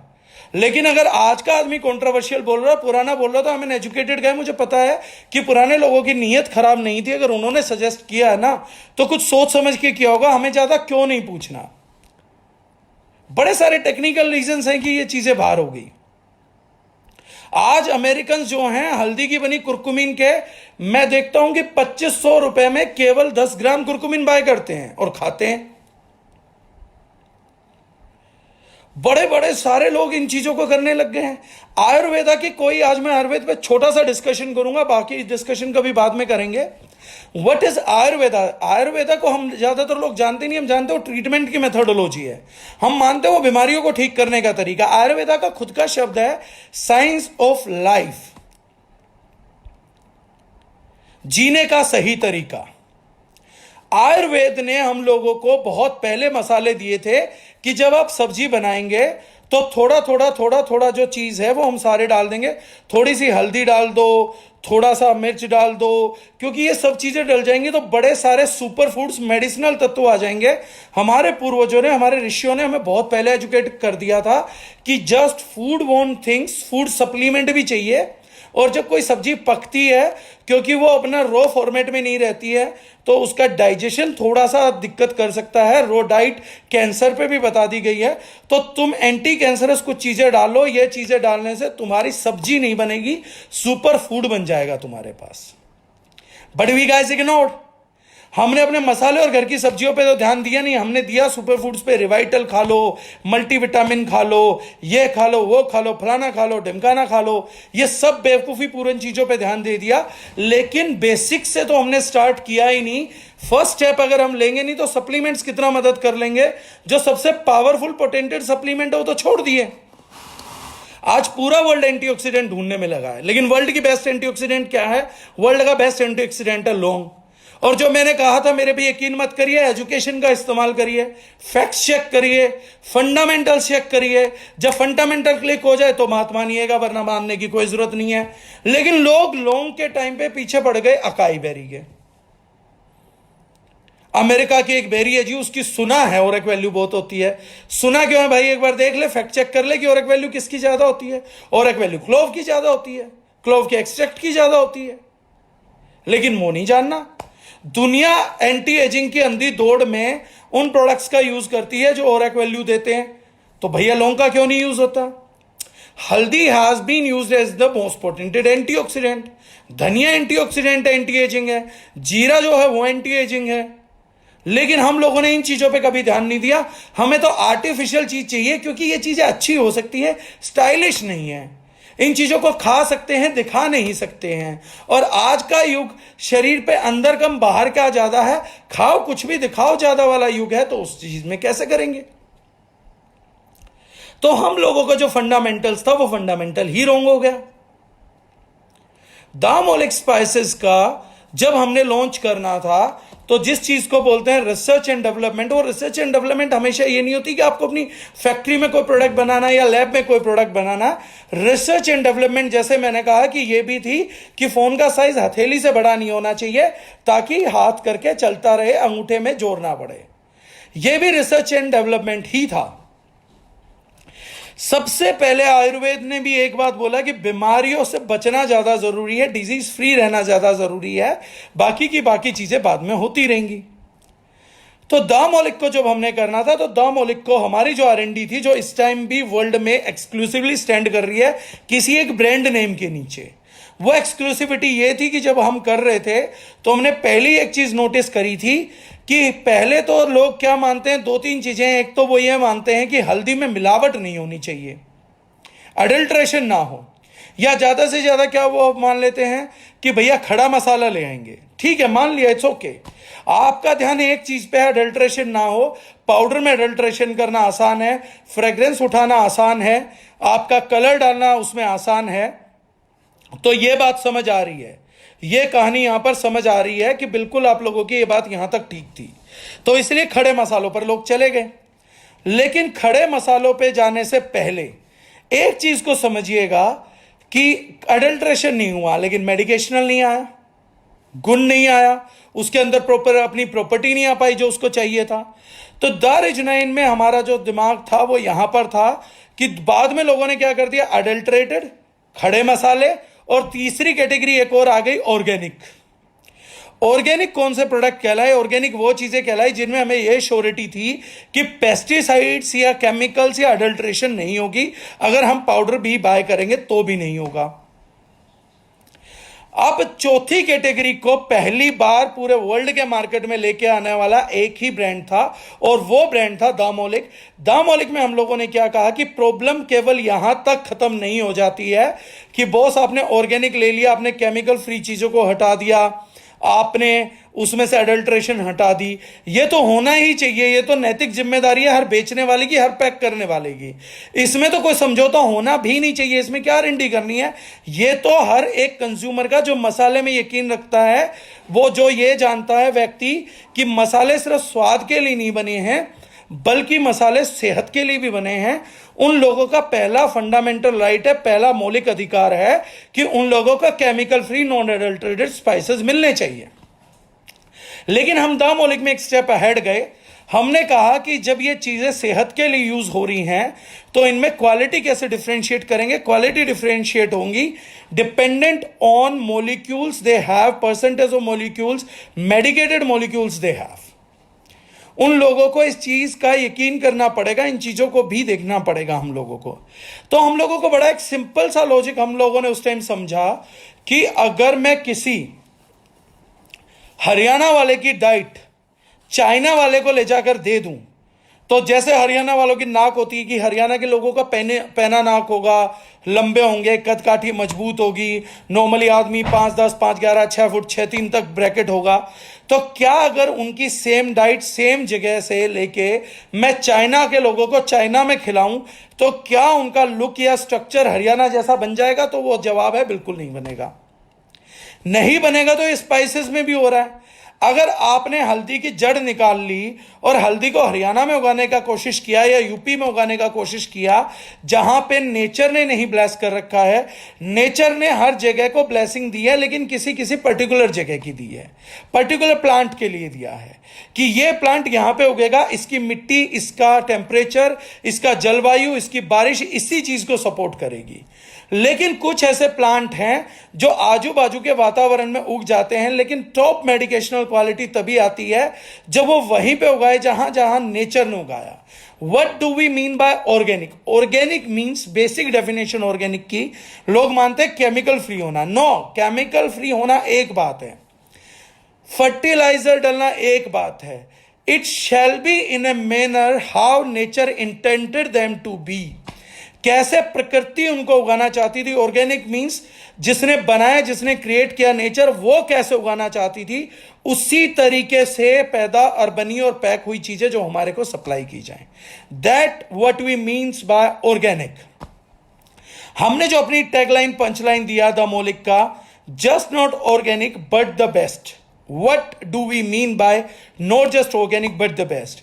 But the best means कि हम मसाला लेंगे, हम स्पाइस लेंगे, लेकिन हम उन जगहों से, उन स्टेट से सोर्स करेंगे इन स्पाइसेस को जिस जगह पे ये बेस्ट पाया जाता है, जहां नेचर ने इंटेंट किया था कि जीरा उगने का बेस्ट प्लेस ये है, हल्दी उगाने की बेस्ट जगह ये प्लेसेस हैं, मिर्च उगने का बेस्ट प्लेस ये है, जहां पर अगर तुम कुछ भी ना करो तो मैं जंगलों में तुम्हारे लिए मिर्च उगा दूंगी, आप इस जगह को छेड़िए मत।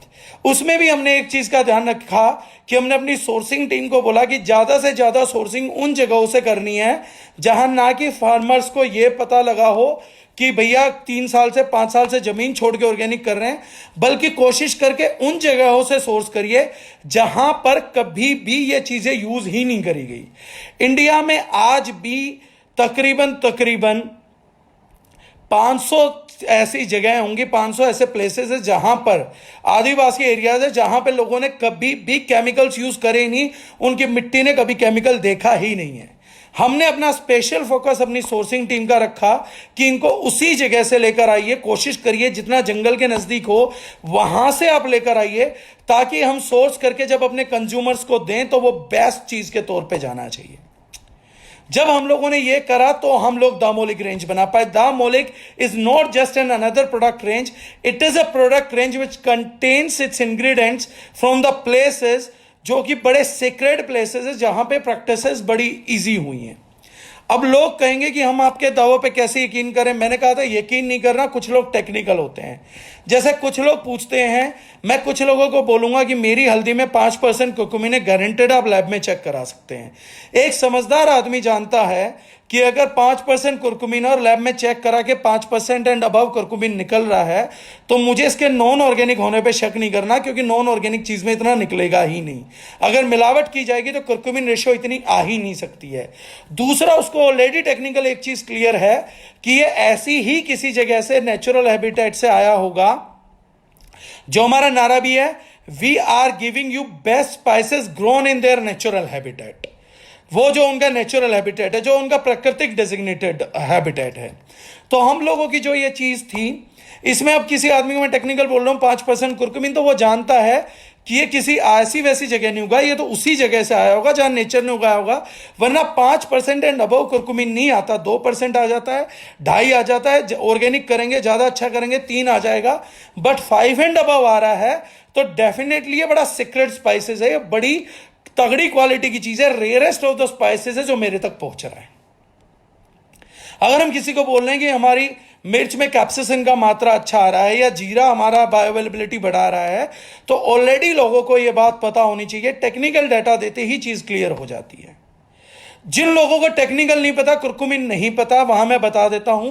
जो मैं बोल रहा था कि सेकंड स्टेज में हमें लोगों को समझाना पड़ता है कि कुरकुमिन यार वो मॉलिक्यूल है जो सेकंड स्टेज कैंसर पे काम करता है रिसर्च के अकॉर्डिंगली। जो आज तक लोग बोलते हैं कि कैंसर पे कोई दवा नहीं बनी, वहां पर ये एकमात्र मॉलिक्यूल है जिसका यह दावा है कि इसने क्लिनिकल स्टडीज में सेकंड स्टेज कैंसर को भी रिवर्स कर दिया था। हल्दी ऐसी चीज है जिसने जॉइंट हेल्थ पे, जिसका इंग्रेडिएंट कुरकुमिन आज की तारीख में हर जॉइंट के प्रोडक्ट में डलता ही डलता है। कुरकुमिन वो है जो एंटी इंफ्लेमेटरी, जिसको हम बोलते हैं, जो इम्यूनिटी का सबसे बड़ा दुश्मन है, ESR anti inflammatory, highest anti inflammatory product पाया गया है। ये वो जो है एंटीवायरल है, एंटी बैक्टीरियल है, एंटी फंगल है। तो कुरकुमिन वो रेशियो है। इसके अलावा जब हम लोगों को बताया जाता तो टेक्निकली हमें थोड़ा सा उन लोगों को बताना पड़ेगा, एग्जाम्पल्स हम लोगों को देने पड़ेंगे। लेकिन विडंबना देखिए हमारे समाज की, आज तक कैंसर, सेकेंड स्टेज कैंसर को रिवर्स करने वाली कोई मेडिसिन नहीं है। एलोपैथ ने नहीं दी, होम्योपैथ ने नहीं दिया, आयुर्वेद ने भी अभी तक कोई दावा नहीं करा। लेकिन हल्दी में कुरकुमिन का टेस्ट में कुरकुमिन मॉलिक्यूल को पाया गया कि यह सेकेंड स्टेज तक रिवर्स कर सकता है। सेकेंड स्टेज की रिवर्सल बता दी गई, बड़े इजी रिवर्सल बता दिया गया। इस सेकेंड स्टेज के रिवर्सल के बाद भी अगर हम एक कैंसर की दवाई लेने जाएंगे तो किसी मेडिकल स्टोर पे बच्चे को नहीं भेजेंगे पता नहीं क्या लेकर आ जाए, 10 चीजें चेक करेंगे कि मेडिकल फार्मेसी कोई डुप्लीकेट माल तो नहीं बेचती, क्योंकि अल्टीमेटली ये चीज मेरे को कैंसर के लिए लेनी है। लेकिन हल्दी लेने के लिए हम बिलीव किस पे कर लेते हैं? अपने हलवाई पे बिलीव कर लेंगे, अपनी कामवाली पे भाई पे बिलीव कर लेंगे। बाजार में चले जाएंगे, बिग बाजार में ये देखेंगे कि ये नहीं देखेंगे बेस्ट स्पाइसेस कौन सा है, ये देखेंगे कि सबसे सस्ता कौन सा मिल रहा, स्कीम किस पे बढ़िया चल रही है, डिस्काउंट किस पे बढ़िया आ रहा है, और उस डिसीजन के थ्रू हम अपनी हल्दी बाय कर लेते हैं। मेरे घर में एक ऐसा प्रोडक्ट है जो कैंसर को रिवर्स करता है। वो प्रोडक्ट ऐसी चीज है जो बोला है साइंस ने कि things, natural things which can reverse your cancer और any disease, they can protect you from that also. Simple भाषा में एग्जांपल देता हूं, इस एग्जांपल को बाद में भी कोरिलेट करूंगा। जो एक्सरसाइज आपको मोटे से पतला कर सकती है वो आपका पतलापन भी बरकरार कर सकती है। सिंपल बात है, मोटे मोटे तौर पे समझ लीजिए इस चीज को कि एक चीज जो आपका वजन घटा सकती है, एक्सरसाइज आपका वजन घटा सकती है तो वजन मेंटेन भी कर सकती है। तो अगर सेकेंड स्टेज के कैंसर को हल्दी से रिवर्स किया जा सकता है तो प्रोटेक्ट भी किया जा सकता है। और शुक्र मनाइए अपने बुजुर्गों का, शुक्र मनाइए अपने माँ बाप का, शुक्र मनाइए उन ऋषि मुनियों का कि जिन ऋषि मुनियों ने आपको इजी तरीका बताया। आप पैदा नहीं होते उससे पहले आपका टेस्ट डेवलप्ड है। कड़ी के लिए, हल्दी डालने के लिए, हर सब्जी में हल्दी डाल दो हम खा लेंगे। अंग्रेजों को हर सब्जी में हल्दी डाल दीजिए, वो खा भी नहीं पाते हैं, क्योंकि उन्हें हल्दी का टेस्ट बचपन से नहीं लगाया जाता, उन्हें समझ ही नहीं आता। उन्हें आज भी ये कैप्सूल में चाहिए, क्योंकि वो लोग इसका टेस्ट बियर नहीं कर सकते। आज भी वो लोग इसके कैप्सूल्स खाना पसंद करते हैं, इसके कुरकुमिन एक्सट्रैक्ट्स के कैप्सूल खाना पसंद करते हैं। बट मैं शुक्रगुजार हूं अपने उन पूर्वजों का, शुक्रगुजार हूं उन ऋषियों का जिन्होंने बड़ा इजी तरीका बना दिया था कि हमें कैप्सूल्स भी नहीं खाने। उन्होंने बोला बड़ा इजी चीज है, कुछ वाटर सोल्यूबल है, कुछ फैट सोल्यूबल है, अपने आप बॉडी कर लेगी। तुम तो बस सुबह, दोपहर, शाम 3 बार सब्जी बनाते हो, एक एक कैप्सूल एक एक आदमी के हिस्से आ जाए, 2-2 ग्राम जितना जो है डाल के दे दीजिए।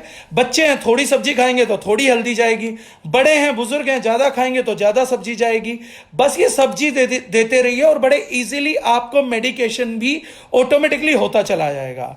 हमारे ऋषियों को कई लोगों ने कहा कि अगर इतनी चीजें अच्छी हल्दी थी तो हमारे पूर्वजों ने क्यों नहीं बताया कि इसमें कुरकुमिन होता है? ये तो साइंस ने ही बताया।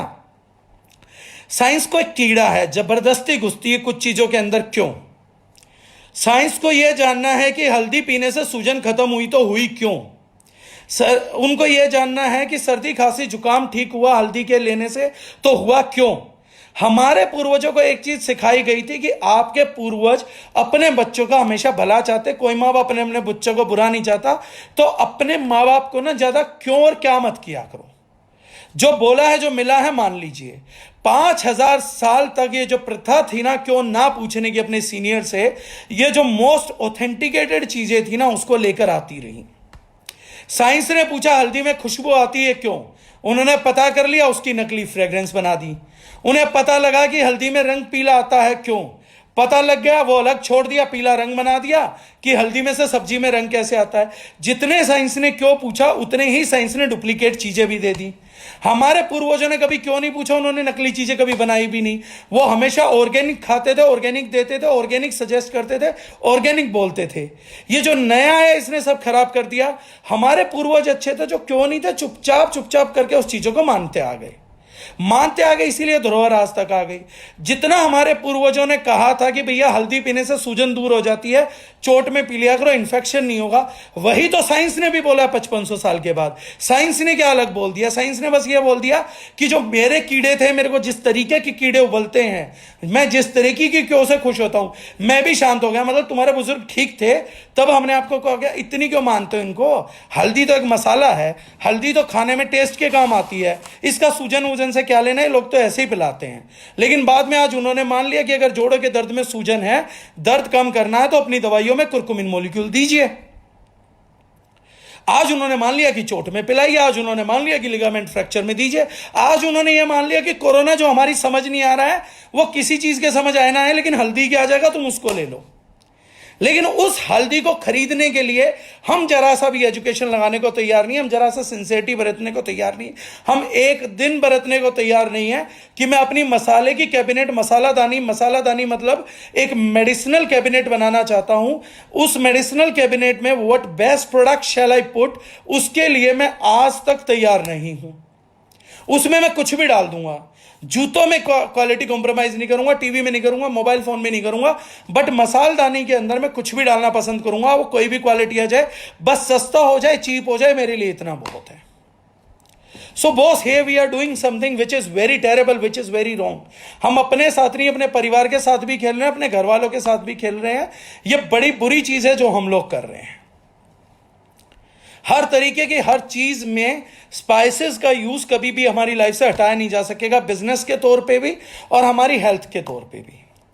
तो द मलिक वो पहली चीज थी जिसने ये दावा किया कि we are just not organic but the best. और आज भी हम ये दावा करते हैं कि अगर आपको कोरोना में चाहिए बेस्ट हल्दी, तो आज एक हल्दी के टॉप जानकार को अपने साथ लीजिए और जेब को पैसों से भर लीजिए और कंसल्टेंट को भी दीजिए कि भैया मैं तेरे को खूब पैसे दूंगा, लैब टेस्ट कर, चीजों को टेस्ट कर बता। और जब वो थक जाएगा, जब आपके पैसे मुक जाएंगे, तो आदमी जाके कहेगा कि जाके द मलिक के स्पाइसेस खरीद लीजिए, वो बेस्ट है। ये हम लोगों ने उस टाइम करके दिया था। अब कई लोगों की कई थ्योरीज हैं। कई लोगों ने बोला कि बड़े अजीब से भी आते हैं, अब एक काउंटर इंफॉर्मेशन दे रहा हूं। कई लोग कहते हैं कुरकुमिन वाली हल्दी लेने का कोई फायदा नहीं है, कुरकुमिन के सप्लीमेंट खाइए। कुरकुमिन के सप्लीमेंट खाने से क्या होगा कि आपको कुरकुमिन बॉडी में एब्जॉर्ब होता है, क्योंकि हल्दी का कुरकुमिन आपको एब्जॉर्ब नहीं होता, लेकिन जिस तरीके से हम निकाल के दे रहे हैं वैसे एब्जॉर्ब हो जाएगा आपको। ठीक बात है। आज साइंस आ गई। वो कुरकुमिन क्या करता है, वो सूजन खत्म करता है। वो कुरकुमिन क्या करता है, कैंसर खत्म करेगा। वो कुरकुमिन क्या करेगा, एंटी इन्फ्लेमेटरी होगा, एंटी इन्फेक्शियस होगा। तो बॉस, ये नई जानकारी ना हमें मत दीजिए। ये जब तुम्हारी साइंस ने आके कुरकुमिन निकाला नहीं था, उससे पहले से हल्दी सूजन खत्म कर रही है, उससे पहले हल्दी इन्फेक्शन खत्म कर रही है, उससे पहले से जोड़ों में दर्द में राहत दे रही है। 5500 साल पहले लिखा गया है कि बिना हल्दी में से कुरकुमिन निकाले खाली हल्दी लीजिए, कर्क रोग पे काम करेगी। तो ये नई कहानियां, ये नए किस्से उन अनएजुकेटेड लोगों को जाके समझाओ जिनकी डिग्रियों से नौकरियां मिली है लेकिन बुद्धि नहीं आई थी। डिग्री आई, बुद्धि नहीं आई। उन लोगों को जाके अपनी ये नकली कहानियां सुनाइए कि बॉस कुरकुमिन जब कैप्सूल में आता है, टैबलेट में आता है, तभी निकलता है। मतलब वो ईश्वर, वो प्रकृति, वो परमात्मा जिसने आज से 5 लाख साल पहले हमें हल्दी दे दी थी, उसके बाद उसने बैठ के एक डॉक्टर का, एक साइंटिस्ट का इंतजार किया है कि जब ये आ जाएगा तब लोगों को जाके हल्दी पचेगी। कुरकुमिन के कैप्सूल से कुछ ऐसा नया करा के दिखाइए जो हल्दी में कुरकुमिन भरा हुआ हल्दी ना कर पा रही हो, आपका कैप्सूल कर पा रहा हो। कुछ नया करके दिखाइए बॉस, तो मैं भी आपके साथ एग्री करूंगा। I love to have this theory कि बॉस कुरकुमिन क्या करेगा। मैं लेकिन यहां पर लाइव हूं और ये रिकॉर्डेड सेशन जाएगा, मैं एक गारंटी करता हूं कि जितना कुरकुमिन के कैप्सूल आपका नहीं करेंगे उससे ज्यादा हमारी हल्दी करेगी। वो हल्दी करेगी जो नेचुरली उगी हुई है, जिसमें कुरकुमिन का रेशो ज्यादा है, वो कुरकुमिन के कैप्सूल से भी ज्यादा काम करेगा। आप चेक करा के देख लीजिए, लोगों को पिला के देख लीजिए। कारण कुरकुमिन एक मात्र मेडिसिनल तत्व नहीं है जो मिलता है, एक एल्कलोनॉइड्स की चेन और होती है जिसको हम बोलते हैं कुरकुमिनाइड्स। हल्दी में 40 से 45% कुरकुमिनाइड्स भी होते हैं। अगर 5% कुरकुमिन है तो 45% हल्दी के अंदर कुरकुमिनाइड्स भी पाए जाते हैं। हल्दी के अंदर मल्टी वाइटामिन्स भी होते हैं और मल्टी मिनरल्स भी होती है हल्दी। अगर मैं पाउडर नहीं लूंगा तो विटामिन भी नहीं मिलेगा, मिनरल्स भी नहीं मिलेगा, कुरकुमिनाइड्स भी नहीं मिलेंगे। तो ये सारी चीजें नहीं मिलेंगी। तो मेरे को अगर कुरकुमिन के साथ ये सब चीजें भी मिल रही हैं तो बॉस मेरे को हल्दी लेने में फायदा है, क्योंकि मैं जितने ग्राम ले रहा हूं मेरे लिए उतनी उससे भी ज्यादा बेनिफिशियल है। तो इसलिए मसाले खाने चाहिए। जो डॉक्टर्स की पुरानी थ्योरी थी कि मसालों से बीमार होते हैं, वो डॉक्टर्स कोरोना काल में अपनी स्टेटमेंट वापसी ले चुके हैं और बता चुके हैं कि सबसे ज्यादा इम्यूनिटी उन्होंने नहीं कहा। इस टाइम वर्ल्ड का कोई डॉक्टर नहीं बोल रहा कि असाई बेरी पीजिए। इस टाइम वर्ल्ड का कोई डॉक्टर नहीं बोल रहा कि एस्ट्राजेनेटिन लीजिए। इस टाइम कोई वर्ल्ड का डॉक्टर और किसी एंटीऑक्सीडेंट की बात नहीं कर रहा है, जो एमएलएम कंपनी झूठ फैला फैला के कर रही थी। लेकिन एक मात्र दारुजुनाइन ऐसा कंपनी था ट्रेडिशनल में और नेटवर्क मार्केटिंग में, जो पिछले 2 साल एक चीज का जोर दे रहा था कि हर चीज से पहले हर घर में मसाले बदलिए, अपने मसाले बदलिए, क्योंकि मसालों से बड़ी ताकतवर कोई चीज नहीं है। आज मैं बड़ा प्राउडली इस बात को बोल रहा हूं कि हम एकमात्र मार्केटिंग यूनिट है इस इंडिया की, हमारे को कॉपी करके हजारों आए, जिन्होंने फर्स्ट प्रेजेंटेशन दिया था कि मेडिसिनल बेनिफिट्स होते हैं स्पाइसेस के, and these are not for the taste but this is for the health. हम पहले थे। और कोरोना में अगर डॉक्टर्स को याद आई तो ना एस्ट्राजेनेटिन का याद आया, ना किसी डॉक्टर ने बोला कुरकुमिन सप्लीमेंट लो, ना किसी डॉक्टर ने बोला कि एंटीऑक्सीडेंट मोरिंगा लो, ना किसी ने बोला कि एंटीऑक्सीडेंट में एस्ट्राजेनेटिन लीजिए, ना कुछ बोला। डॉक्टर्स ने बोला हल्दी लीजिए, लौंग लीजिए, धनिया लीजिए, जीरा लीजिए। डॉक्टर्स ने पूरी नेटवर्क मार्केटिंग का हर वो व्यक्ति जो अपने एंटीऑक्सीडेंट की कहानी सुना रहा था, वो KS66 की सुना रहा हो, या वो असाई बेरी की सुना रहा था, या वो अपने रिजर्वेटॉल की सुना रहा था, रेवर्सेटॉल की सुना रहा था, किसी की भी, रेड वाइन एक्सट्रैक्ट में बोल देता हूं, अभी मुझे भी उसमें हो रहा है, उनमें से कोई लोग किसी की भी कहानी सुना रहा था, किसी भी एंटीऑक्सीडेंट की स्टोरी थी। अब की बार साइंस ने, डॉक्टर्स ने जिस चीज के जाके पैर पकड़े वो चीज थे spices. And we are very proud कि जिस चीज को उन्होंने इस समय भगवान बोला, देवता बोला, उस देवता की पूजा हम पिछले 1.5 साल से कर रहे हैं। ना खुद कर रहे हैं, बल्कि हमने लोगों को घर घर जाके समझाया था, लोगों के पास पहुंच पहुंच के बताया था। आज इसीलिए कोरोना में अगर किसी को याद आई तो डोमोलिक स्पाइसेस की याद आई, and we were very proud कि हमने ये चीज पहुंचाई। किसी डॉक्टर को एस्ट्राजेनेटिन याद नहीं आया, किसी डॉक्टर रेजर्वेटॉल याद नहीं आया। जो लोग बोलते हैं कि भैया इस कंपनी ने R&D करा, हमारे पास ये एक्सेस इंग्रेडिएंट है, तो कोरोना काल में क्यों नहीं आपके इंग्रेडिएंट की बात हुई? आप इतने ही बड़े एंटीऑक्सीडेंट थे तो क्यों नहीं कोरोना काल में डॉक्टर्स ने आपके बात की? डॉक्टर्स ने तो सिर्फ और सिर्फ बात की मसालों की, और किसी चीज की तो उन्होंने बात ही नहीं करी। उन्होंने तो बोला नहीं बॉस कि किसी के पास ये जूस हो तो खरीद के पी लीजिएगा। याद आई तो आई तुलसी जी की, याद आई तो आई हल्दी की, जो हमारे बुजुर्ग बोलते थे। हमारे बुजुर्ग रेजर्वेटॉल नहीं बोलते तो उनको याद नहीं आई। हमारे बुजुर्ग कुरकुमिन नहीं बोलते तो उनको याद नहीं आया। हमारे बुजुर्ग एस्ट्राजेनेटिन नहीं बोलते तो उनको याद नहीं आया। हमारे बुजुर्ग असाई बेरी नहीं जानते थे, उनको याद नहीं आया। याद आई तो फाइनली मसालों की ही याद आई।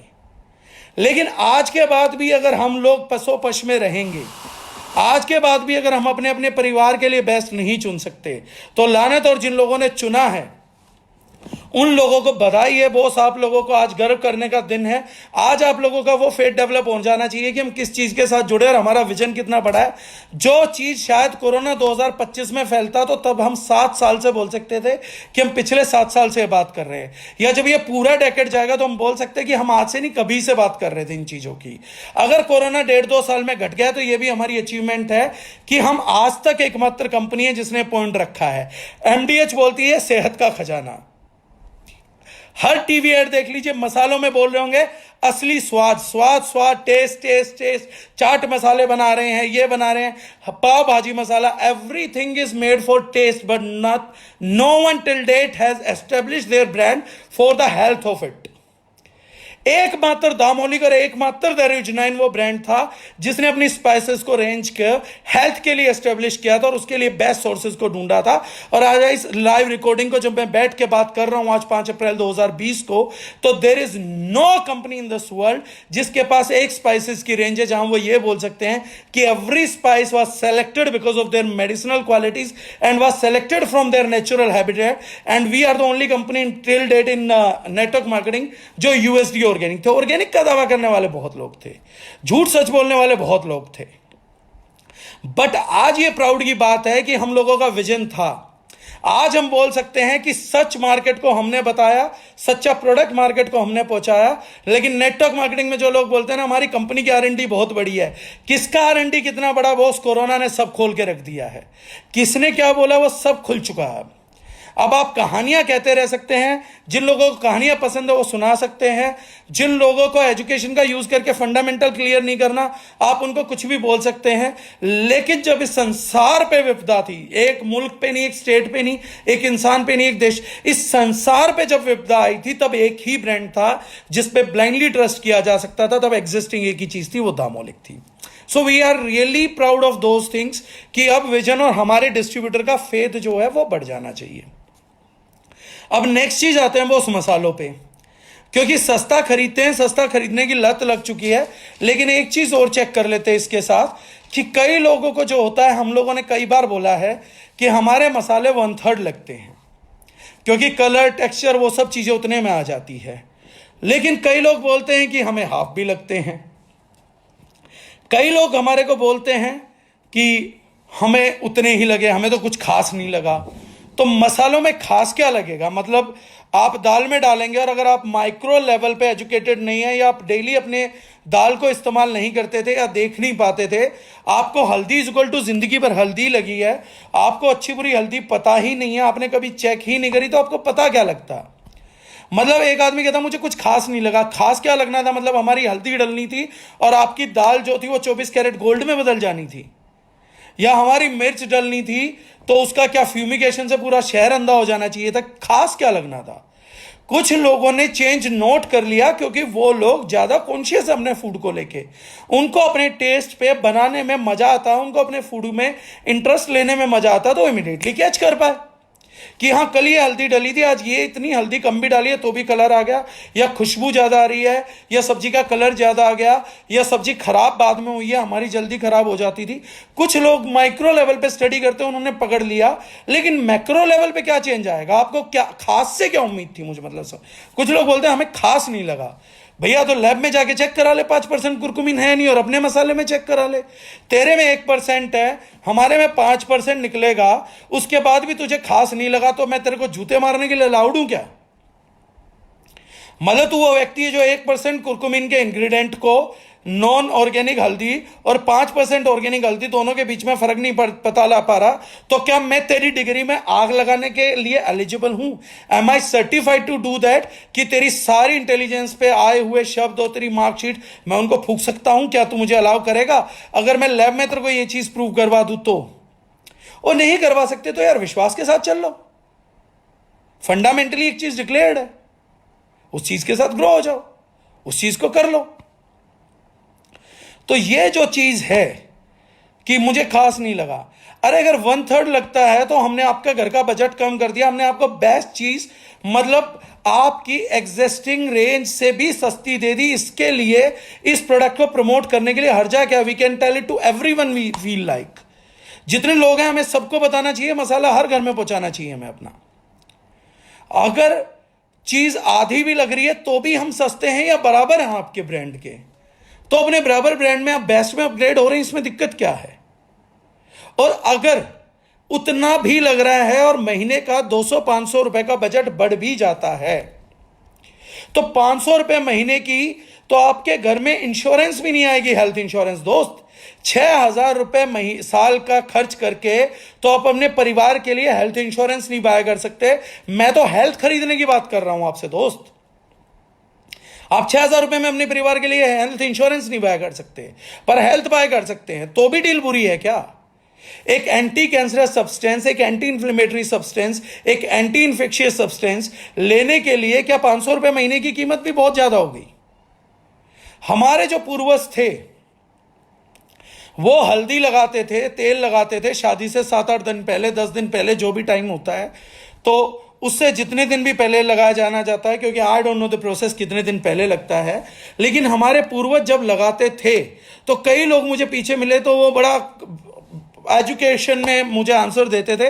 मैं उन लोगों को ज़्यादा बोलता नहीं, क्योंकि अनएजुकेटेड लोगों के साथ बहस करना यानी बंदर के साथ बहस करने से थोड़ा सा कुछ ज़्यादा नहीं है। तो मैं एक बंदर को समझाऊं कि भाई हल्दी के फायदे क्या हैं, उतना ही मैं इस अनएजुकेटेड आदमी को समझा सकता हूं। तो I am a kind of breed जो ना बंदरों से बात करता है ना इंसानी बंदरों से बात करता है। मैं दोनों से बात नहीं करता। तो मैंने उसकी बात सुनी और घर आ गया। तो एक दिन मुझे किसी ने बोला कि हल्दी डॉक्टर साहब लगाई क्यों जाती थी।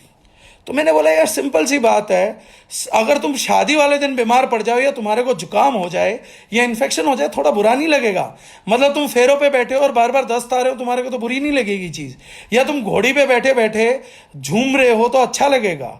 तो हमारे पूर्वज जानते थे कि कुरकुमिन एक सब्सटेंस है जो कि स्किन के थ्रू ब्लड तक पहुंच के इन्फेक्शंस को मार देता है, और 7-8-10 दिन के लिए आप अगर उसके ब्लड को प्योरीफाई कर देते हो तो उसमें इन्फेक्शन होने के चांसेस लगभग जीरो हो जाते हैं, नेग्लिजिबल चांसेस हो जाते हैं। इसलिए हमारे बुजुर्गों ने दिमाग लगाया और कुछ टाइम पहले ब्लड प्योरीफिकेशन करने के लिए एवरेज एक टाइम के लिए उन्होंने हल्दी अप्लाई करवाना चालू करवा दिया। अब वो तो बाद में साइंस आ गई और ज्यादा पढ़े लिखे लोग आ गए, ग्रेजुएट और मास्टर्स आ गए। पहले तो अनपढ़ लोग थे तो वो ऑर्गेनिक हल्दी लगाते थे, बाद में मास्टर्स आ गए तो आजकल गाय छाप भी लगा देते हैं। बोले हल्दी लगानी तो है तो गाय छाप ले आओ, एमडीएच भी क्यों फूकना है। तो उन लोगों ने क्या करना चालू किया कि जब वो हल्दी लगाना चालू किया उसके बाद हमारे पूर्वज क्या बोलते थे, घर के बाहर नहीं निकलना। क्यों नहीं निकलना? क्योंकि ब्लड डिटॉक्सिफाई हो चुका है, ऐसा ना हो बाहर से कोई संक्रमण आ जाए और शादी के दिन बीमार पड़ जाए। इतनी वेल थॉट ऑफ कल्चर है वो हमारा, इतना वेल थॉट ऑफ सिविलाइजेशन है जिस सिविलाइजेशन से हम लोग आते हैं। इतने इंटेलिजेंट बुजुर्ग थे हमारे पास जो इतनी बारीकी से काम करके बैठे हुए थे। लेकिन बाद में आके हमने उनकी सारी मेहनत पे पानी फेर दिया। एक 200-500 रुपए बचा के महंगे फोन, महंगे लैपटॉप, महंगे टीवी और महंगे के चक्कर में हमने मसालों पे कॉम्प्रोमाइज कर लिया, जो उनकी ग्रेटेस्ट ब्लेसिंग थी, जो हम लोगों को पूर्ण आशीर्वाद के तौर पे मिला था। ना सिर्फ स्पाइसेस, मैं आज प्राउडली बोलता हूं कि आज किसी कंपनी ने तुलसी नहीं दिया था, अर्क दिया था, तुलसी नहीं दी थी। उस तुलसी अर्क में भी प्रोपिलीन ग्लाइकोल डाल रखा है, पॉलिथीन का शुगर, पॉलिथीन ग्लाइकोल हम बोलते हैं उसको, वो डाल रखा है। लेकिन दारिजनन वो कंपनी थी जिसने लोगों की हैबिट जो सीटीसी टी पीने की थी, चाय पीने की थी, we are the only Indian brand existing right now जिसने ऑर्गेनिक दिया। और आज से नहीं, अपने पहले बैच से उसमें ऑर्गेनिक तुलसी डलवा रखी थी, ऑर्गेनिक अदरक डलवा रखा था, ऑर्गेनिक इलायची डलवा रखा था। और जब मुझे अपने घर पे बोलना था तो मुझे ज्यादा नहीं बोलना पड़ा, मैंने बस एक चीज बोली कि इस कोरोना काल में अपनी चाय की खपत बढ़ा दो, आप चाय ज्यादा पीना चालू कर दो, क्योंकि इसमें ऑर्गेनिक तुलसी, ऑर्गेनिक जिंजर तो हमने पहले ही डाल रखी है। चाय पीना हर किसी की हैबिट है, खाली एक चाय पिला पिला के इम्यूनिटी बूस्ट करने का काम 1.5 साल से दामोलिक कर रही थी। लोगों को उसमें थोड़ा सा महंगा लगा। अब क्या करें, जब चाय का फ्लेवर करते हैं या टेस्ट करते हैं, एक फ्राई उसमें पैन में आपके में चाय उबल रही है, चाय पत्ती उबल रही है जिसमें कि एंटीऑक्सीडेंट है, पॉलीफेनॉल्स हैं, ऑर्गेनिक तुलसी, ऑर्गेनिक अदरक, और एक में उबल रही है कलर, जंग। और उस जंग को आप माइक्रो क्रिस्टलाइन पानी के अंदर घोल घोल के पी जाएंगे तो आप कितनी ही गूगल पे जाइए, आज रिसर्च करिए कि इसका, हमारे जो गंगाराम हॉस्पिटल है उनके डॉक्टरों ने भी बोला है कि चाय के अंदर आयरन डस्ट मिला है और उस आयरन डस्ट को पीने से हार्ट फेलियर एंड कैंसर का रिस्क बढ़ जाता है। ये जो चीज है ये कितने लोगों को समझानी पड़ेगी कि भैया अगर कितनी रुपए की चाय एक्स्ट्रा हो जाएगी, 300 रुपए महीने का एक्स्ट्रा पी लेंगे, 400 रुपए महीने की चाय एक्स्ट्रा पी लेंगी। लेकिन ज्यादातर चाय पीते कौन है? या तो घर के बुजुर्ग पीते हैं या बड़े पीते हैं। अरे जिस एज में इम्यूनिटी सबसे कम है उसमें अगर आपको इम्यूनाइजर चीज मिल रही है वो भी बिना अडल्ट्रेशन के, वो महंगा है। मतलब किसी व्यक्ति को बिना अडल्ट्रेशन का ऑर्गेनिक तुलसी, ऑर्गेनिक अदरक से बना हुआ चीज देना कि वो दिन में 3 टाइम पी के अपनी इम्यूनिटी को कम कर रहा था, अब 3 टाइम उसकी इम्यूनिटी बढ़ाने वाली चीज दे रहे हैं और उसके लिए 300 रुपए महीना चार्ज कर रहे हैं, तो बहुत बड़ा है। अगर इसी व्यक्ति को इम्यूनाइजर के नाम पे कोई महंगा जूस या महंगी चीज देनी पड़ गई तो उसके लिए हम सब एग्री हो जाएंगे। लेकिन आज बेसिकली खुशी है कि हम लोगों ने लोगों को ये चीज दी, और जो आज हमारी ऑडियंस है उन लोगों को ये मालूम है कि उनके पास बेस्ट प्रोडक्ट्स है, बेस्ट चीजें हैं जिनको वो आइंदा लोगों को बता सकते हैं। और इस कोरोना के बाद तो हम अपनी ये इंफॉर्मेशन हर घर तक लेके जा सकते हैं, हर एक व्यक्ति को अपनी पूरी प्रोडक्ट रेंज के बारे में समझा सकते हैं, चीजें कर सकते हैं। तो इसके अलावा अब कोई सवाल है? आज मुझे दामोलिक ही रिकॉर्ड करना था, कल दूसरे टॉपिक लेंगे। तो आज अगर कोई और सवाल है मसालों से रिलेटेड, स्पाइसेस से रिलेटेड, तो वो क्वेश्चन आप लोग कर सकते हैं।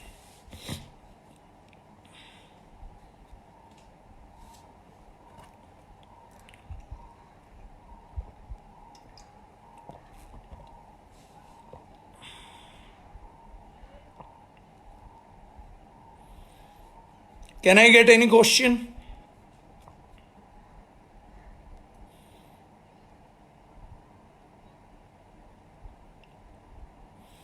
दामोलिक city is my favourite. Krishna Shukla ji कह रहे हैं जीरा। मैजिक कॉर्नर रिजवान हम बाद में बात करेंगे, अब प्रोडक्ट्स के बाद लास्ट डे। अभी तो बहुत सारे अच्छे प्रोडक्ट बताने हैं, आज तो हमने दामोलिक से ओपनिंग किया है just. Thank you so much Gaurav ji. Importance of magic corner सब बाद में है। शिल्पा मैडम पूछ रही है एक बार मिर्च के बारे में फिर से बता दीजिए। मैम लाल मिर्च के बारे में मैं बता देता हूं कि जो लाल मिर्च है उसका जो साइंटिफिक एविडेंस है, साइंटिफिक एविडेंसेस में ये चीज हम लोगों को प्रूव की जा चुकी है कि रेगुलर लाल मिर्च को यूज करने से, बड़ी क्वांटिटी नहीं छोटी सी क्वांटिटी यूज करने से हमारा फूड पॉइजनिंग की समस्या हट जाती है। जिनका पित्त शांत होता है वो पित्त ग्रो बैक कर जाता है, आपका कोलेस्ट्रॉल घटता है, शुगर को बैलेंस करती है, तो हाइपो इंसुलिनिया मैनिक है, आपका कोलेस्ट्रॉल को बैलेंस करने में काम आती है, बड़ा सारा है। अंजनी तिवारी जी पूछ रहे हैं हल्दी भी टेकन रो और एनी स्पेसिफाइड प्रोसीजर? सर हल्दी रो ली जा सकती है, गर्म पानी के साथ ली जा सकती है, अगर देसी गाय का दूध हो तो उसमें ली जा सकती है, वरना शहद के साथ सबसे बढ़िया रिजल्ट देती है, शहद के साथ ले सकते हैं। अनूप सैनी जी पूछ रहे हैं सर गरम मसाले के बारे में डिटेल में बताएं। गरम मसाला क्या है सर? गरम मसाला एक ब्लेसिंग्स है जो ऋषियों के दिमाग से निकली थी।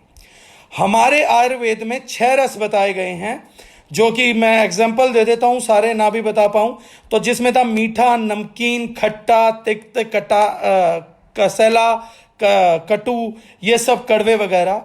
इन 6 रस से हमारी बॉडी जो होती है वो कंप्लीट नरिश होती थी, हमारा मेटाबॉलिज्म इंक्रीज होता है। तो जिंदगी में हमारी पूरी लाइफ में आज तक की हिस्ट्री में एक ऋषि द्वारा फॉर्मुलेट किया गया गरम मसाला केवल एक ऐसी चीज है जिसके अंदर 6 के 6 रस पाए जाते थे, और इसको स्पेशली फॉर्मुलेट किया गया था to boost metabolism, to make sugar levels better, to optimise weight, to make it a proper antioxidant, anti ageing product. क्योंकि इसकी ओरेक वैल्यू बहुत हाई होती है, इसमें जो डलने वाले सब्सटेंस हैं उन सबकी ओरेक वैल्यू बहुत हाई है। जैसे लौंग है, काली मिर्च है, काली मिर्च एक मैजिकल सब्सटेंस है, मैजिकल मींस मैजिकल सब्सटेंस है, तो काली मिर्च है, लौंग है, दालचीनी है, अदरक है, ये सब चीजें एंटी कैंसरस पाई गई, एंटी एजिंग पाई गई, एंटीऑक्सीडेंट पाई गई, कोलेस्ट्रॉल पे बहुत अच्छे रिजल्ट पाए गए, मेटाबॉलिज्म पे पाए गए। तो थोड़ा सा गरम मसाला अगर हम अपनी डेली डाइट में शामिल करके खाते हैं, गर्मी में थोड़ा कम, सर्दियों में थोड़ा ज्यादा, तो हमारे मेटाबॉलिक हेल्थ को, आजकल मेटाबॉलिक डिसऑर्डर्स बहुत हैं, थायराइड है, डायबिटीज है, वेट गेन है, ये सब जितने मेटाबॉलिक डिसऑर्डर है, अगर इनमें हम थोड़ा थोड़ा गरम मसाला भी खाना स्टार्ट करें तो ये हमारे को प्रिवेंट रख सकते हैं, प्रोटेक्ट रख सकते हैं, और इन प्रॉब्लम्स में इनको सॉर्ट आउट करने में भी मददगार होंगे। तो एंटी एजिंग भी रहेगा, मतलब इसके उम्र जो है धीरे धीरे बढ़ेगी। तो गरम मसाला जो है एक फंटेबुलस प्रोडक्ट है जो हमारे को यूज करना चाहिए, और अगर वो ऑर्गेनिक और बेस्ट है तो there is nothing like it. मैं प्राउडली बोल सकता हूं कि we are supplying one of the best garam masala that is ever possible, जिसका ओरेक वैल्यू अगर कभी हम निकलवा के देखेंगे तो इट वुड बी फैंटास्टिक। हम कई बाहर की कंपनीज को भी इसमें बीट कर सकते हैं। पवन गुप्ता जी कह रहे हैं someone says about cost is more, how to deal with them. Pawan ji training को ध्यान से सुनिए, मैं बता चुका हूं कि 1/3 लगता है, हाफ लगता है, तो कॉस्ट ज्यादा नहीं है। लेकिन अगर फिर भी कोई कॉस्ट ज्यादा है, और मान लीजिए कि 500 रुपए महीना, जो कि होती नहीं है, कितना मसाला लगता है, कितनी कॉस्ट बढ़ जाएगी, एक बार प्रैक्टिकली कॉस्ट को काउंट करिए। बंदे के सामने बैठिए, उससे पूछिए कि घर में कितनी हल्दी लगती है तेरे, कितना मिर्च लगता है, कितना जीरा लगता है, कितना धनिया लगता है, कितना गरम मसाला लगता है, और पुराना कौन सा ब्रांड खरीद रहे हैं आप। वो अपना ब्रांड बताएगा साइड में, उनकी कॉस्टिंग लिख लीजिए। उनको बोलिए कि क्या आप ये हाथ रख के दिल पे बता सकते हैं, क्योंकि आज के बाद आपको कोरोना के बाद कोई ये क्वेश्चन नहीं करेगा कि मसाले तुम झूठ बोल रहे हो कि मेडिकेटेड होते हैं, ऐसा कुछ है। मसाले तो सिर्फ स्वाद के लिए होते हैं। अगर कोई कोरोना के बाद भी आप इसकी बात को मना कर देता कि मसाले सिर्फ स्वाद के लिए होते हैं, तो ऐसी भैंस के आगे बीन बजा के आपको कुछ नहीं मिलना। उसके लिए मेरा जवाब है कि उसको छोड़ दो, उस बेचारे को उसके भरोसे छोड़ दो। ऐसे मूर्ख जीवन में कभी नहीं सुधरेंगे। इन आदमियों के लिए एजुकेशन बनी नहीं है। ये आदमी मूर्ख पैदा हुए थे, मूर्ख मरेंगे। ये एक्चुअली में इंसान रूपी जानवर हैं। लेकिन जो व्यक्ति बजट लिख देता है, उसके मुंह पे कैलकुलेट करिए कि ये मेरे सैंपल पकड़ और मुझे 2-3 दिन में बता कि हाफ लग रहे हैं, 1/3 लग रहे हैं, या उतना ही लग रहा है। अगर वो बोलता है कि 1/3 लग रहा है या हाफ लग रहा है, तो उसके सामने उसके ब्रांड से उसकी कॉस्टिंग कर दीजिए, तो हम सस्ते आएंगे। तो उन्हें बोलो हम सस्ते हैं, आप कैसे बोल रहे थे कि कॉस्टली हैं। 99.99% व्यक्ति तो यहीं पे ढेर हो जाएगा।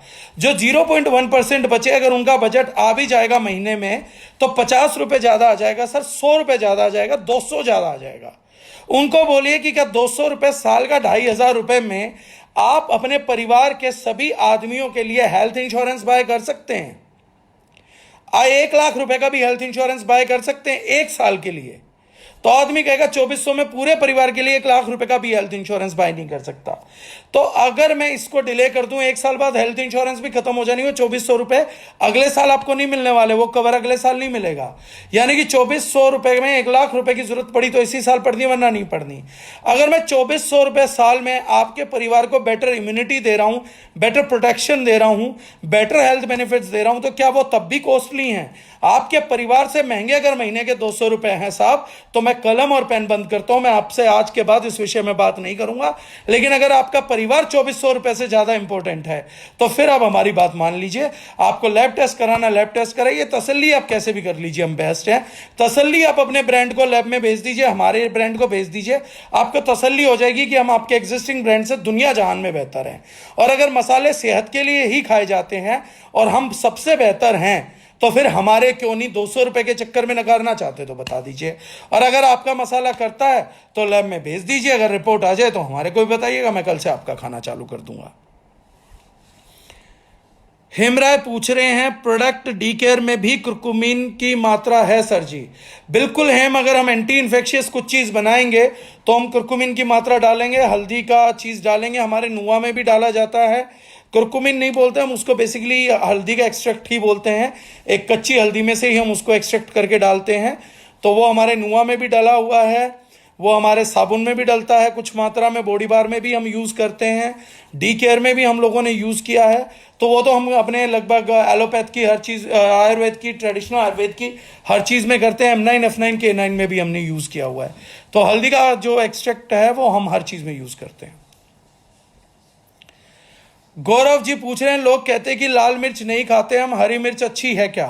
हरी मिर्च अच्छी है सर, विटामिन ए देती है। जिन लोगों को पित्त की समस्या होती है वो हरी मिर्च खा सकते हैं, जिनमें गर्मी है। सर्दी में लाल मिर्च अच्छी है, गर्मी में हरी मिर्च बेटर रहती है। लाल मिर्च टेस्ट के अनुसार थोड़ी सी मात्रा में डाली जा सकती है, कम करी जा सकती है। लेकिन लाल मिर्च बिल्कुल नकार देना, यानी उस परमात्मा के एक गिफ्ट को कंप्लीटली नकार देना, जो हम नहीं कर सकते हैं। तो सर्दियों में लाल मिर्च है जो मेटाबॉलिज्म संभालती है। वो जो स्प्रे आप चोट पे मारते हैं जिससे दर्द में एकदम राहत आ जाती है, उसमें कैप्साइसिन ही डला होता है और वो लाल मिर्च से ही निकलता है। तो वो कैप्साइसिन लाल मिर्च से निकलता है तो वो आराम देता है। तो लाल मिर्च बहुत जगह लाभकारी है, नुकसानदायक नहीं है। लोगों के दिमाग में घुसा हुआ कि नुकसानदायक है, नुकसानदायक नहीं है। ज़्यादा मात्रा में नुकसानदायक हो जाती है। और अगर लाल मिर्च ज़्यादा हो, जितने पे नुकसान पहुंचाती है उतने पे आप खा भी नहीं पाएंगे। लाल मिर्च को साथ ही नेचर ने कंट्रोलर भी उसके साथ ही दे रखा है कि या तो वो टेस्ट इतना वाहियात कर देगी या मुंह इतना फूक देगी कि आप खा नहीं पाएंगे। तो जिन लोगों को पित्त की समस्या होती है, स्किन डिजीज होती है, उनके लिए लाल मिर्च अवॉइड करना होता है, लेकिन अदरवाइज खा सकते हैं।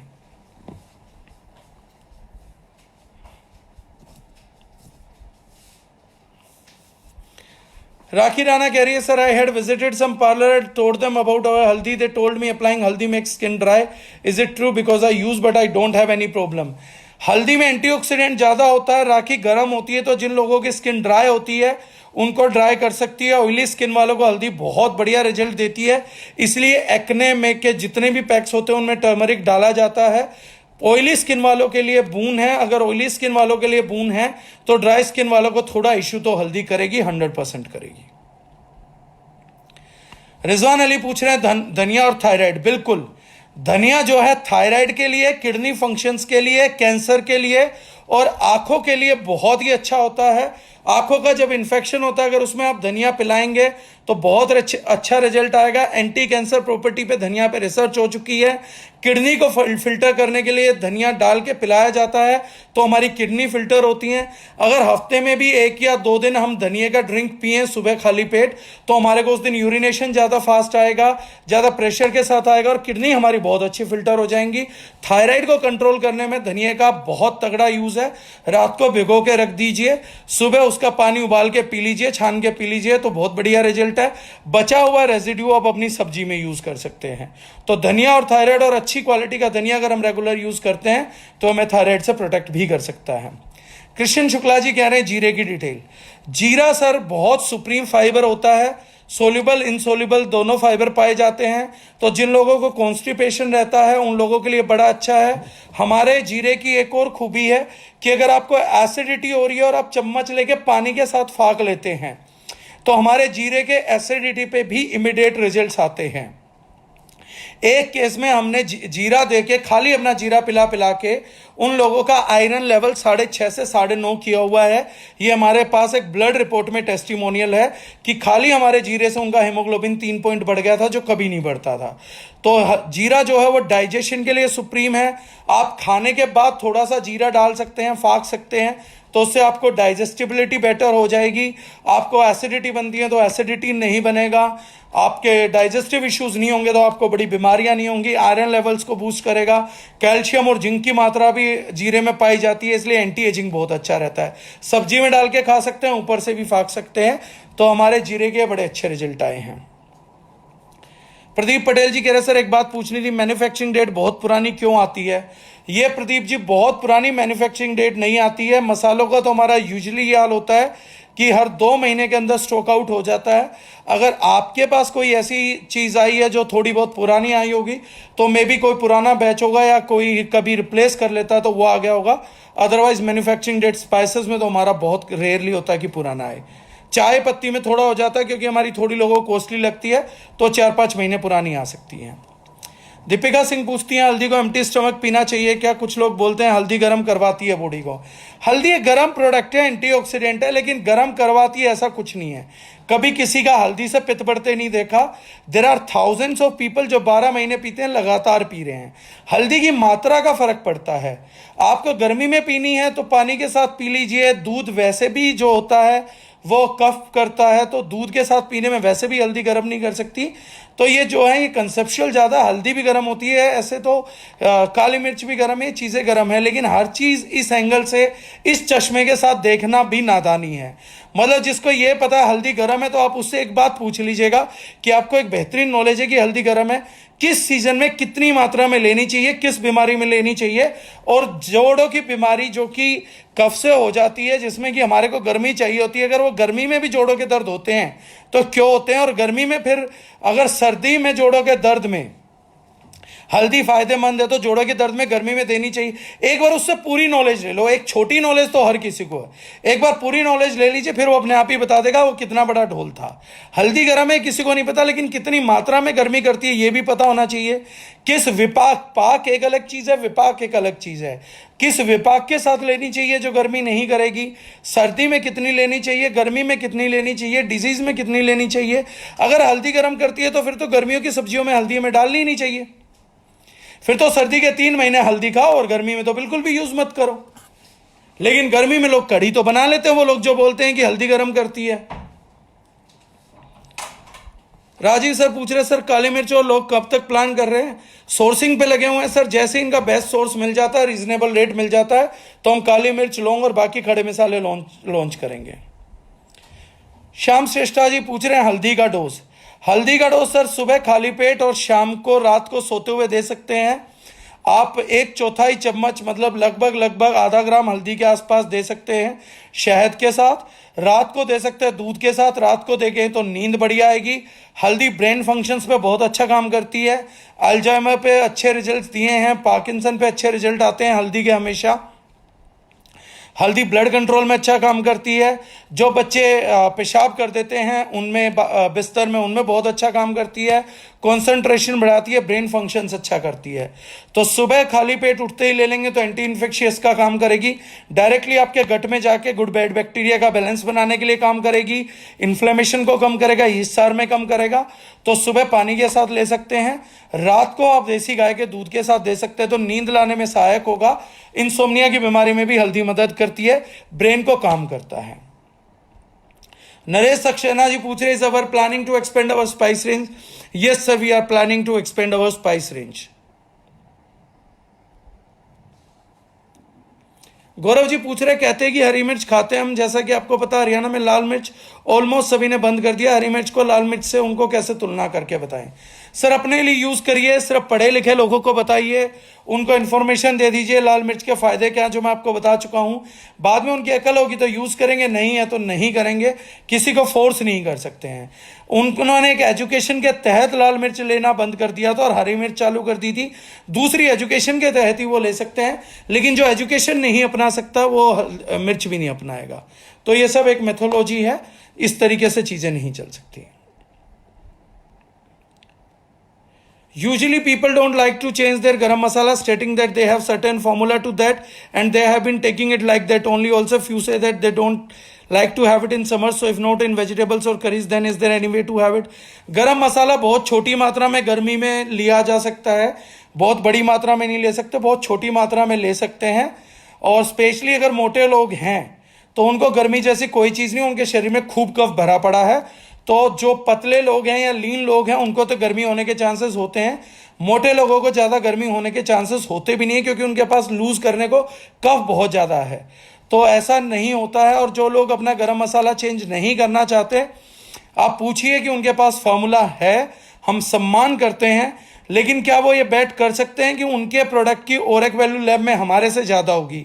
अगर ऐसी वैल्यू ज़्यादा है दैट मीन्स उनके पास बेस्ट फॉर्मूला, वो स्टिक करें। अदरवाइज हमारे पास बेस्ट है, इंटेलिजेंट आदमी हो तो मूव करे, नहीं है तो भैया आप छोड़ सकते हैं। क्योंकि हम उन्हीं लोगों को डील कर सकते हैं जो एजुकेशन समझा सके। हम मिन्नत नहीं कर सकते, हम हाथ नहीं जोड़ सकते, हम बेवकूफ़ों के साथ बहस नहीं कर सकते, हम उनके साथ मत्था नहीं मार सकते। और ये मत्था मारा भी नहीं जाना चाहिए। ये कल्चर के खिलाफ है, ये हमारी डिग्निटी के खिलाफ है, ये हमारी पर्सनैलिटी के खिलाफ है। तो अगर समझदार आदमी है हमारे का तो उसको एजुकेशन दे दीजिए। अगर वह गारंटी ले लेता है तो उसको बोलिए कि आप लैब जाइए, आप ओरेक वैल्यू चेक करिए, क्योंकि गरम मसाले की एक इंटेंशन है। अगर वो आप अच्छे से पूरा कर पा रहे हैं तो बहुत बढ़िया है। अगर आप नहीं कर पा रहे हैं और नया भी नहीं अपना पा रहे हैं तो और भी बढ़िया है। अगर आप समझदार आदमी है तो नया अपना लेंगे, और नया अपनाना तो कुछ नहीं कर सकते फिर। शांतनु अरोड़ा कह रहे हैं, how much haldi we can take in summer season? Shantanu, अगर आपको कोई डिजीज नहीं है, कोई बीमारी के लिए नहीं लेना, तो सिर्फ सब्जी में लीजिए, that is more than enough. Protection के लिए उतनी हल्दी बहुत होती है। बीमारी है तो आपको एक्स्ट्रा से लेना पड़ता है। और अगर कोई भी बीमारी नहीं है, छोटा मोटा प्रिकॉशन के लिए लेना चाह रहे तो जैसे मैंने बताया, रात वाला ले लीजिए। 1/4 चम्मच, बहुत थोड़ा सा टी स्पून, 1/4 टी स्पून रात को सोते हुए दूध के साथ ले लीजिए, that is more than enough. Doctor Zakir Chauhan पूछ रहे हैं, 500 ग्राम पर मंथ लगता है तो? सर 500 ग्राम पर मंथ भी लगता हो हमारी हल्दी, और 1/3 तब भी नहीं लगेगी, हाफ नहीं लगेगी, सेम लगेगी, तो 500 ग्राम में भी हमारा जो रेट बढ़ जाएगा वो सर 100-125 रुपये एक मसाले बढ़ जाएगा, 300-400 रुपये बढ़ जाएगा। आई स्टिल डोंट थिंक कि that is more than enough. मतलब 500 रुपये में भी अगर परिवार की हेल्थ महीने में मिलती है तो वो सर सस्ता है। श्रीचंद भारती जी कह रहे हैं, ओरेक वैल्यू का कंप्लीट नाम बताइए। ओरेक वैल्यू होता है sir oxygen radical absorption capacity. हमारी बॉडी में ऑक्सीजन का फायदा है तो नुकसान भी है। ये हमारे सेल्स को डैमेज भी करता है, म्यूटेंट भी करता है, हमारी एजिंग को भी जन्म देता है। ओरेक वैल्यू होती है ऑक्सीजन रेडिकल एब्जॉर्प्शन कैपेसिटी। जो ऑक्सीजन का फ्री रेडिकल निकलेगा उसको एब्जॉर्ब करने की कैपेसिटी पाई जाती है फूड्स में, नेचुरल फूड्स में। और अगर हमारा फूड उस ऑक्सीजन के फ्री रेडिकल को न्यूट्रलाइज कर दे तो हमारे को बुढ़ापा नहीं आता है, बुढ़ापा डिलेड हो जाता है, हमारे ऑर्गन्स नहीं थकते, हमारे ऑर्गन्स जवान बने रहते हैं, हम जवान बने रहते हैं। एक नॉर्मल आदमी को दिन में लगभग 3.5 से 5,000 सेरम ओरेक की जरूरत होती है, जो मसालों के थ्रू हम पूरा कर सकते हैं अगर ढंग से ले तो that is ORAC value. Sir I am right, the secret of my age दामोलिक गरम मसाला। राजी जी आपके सीक्रेट कई सारे निकल सकते हैं सर, आप मेहनती हैं, वर्कआउट भी अच्छा करते हैं, तो आपके बड़े सारे सीक्रेट हो सकते हैं, गरम मसाला भी उनमें से एक हो सकता है।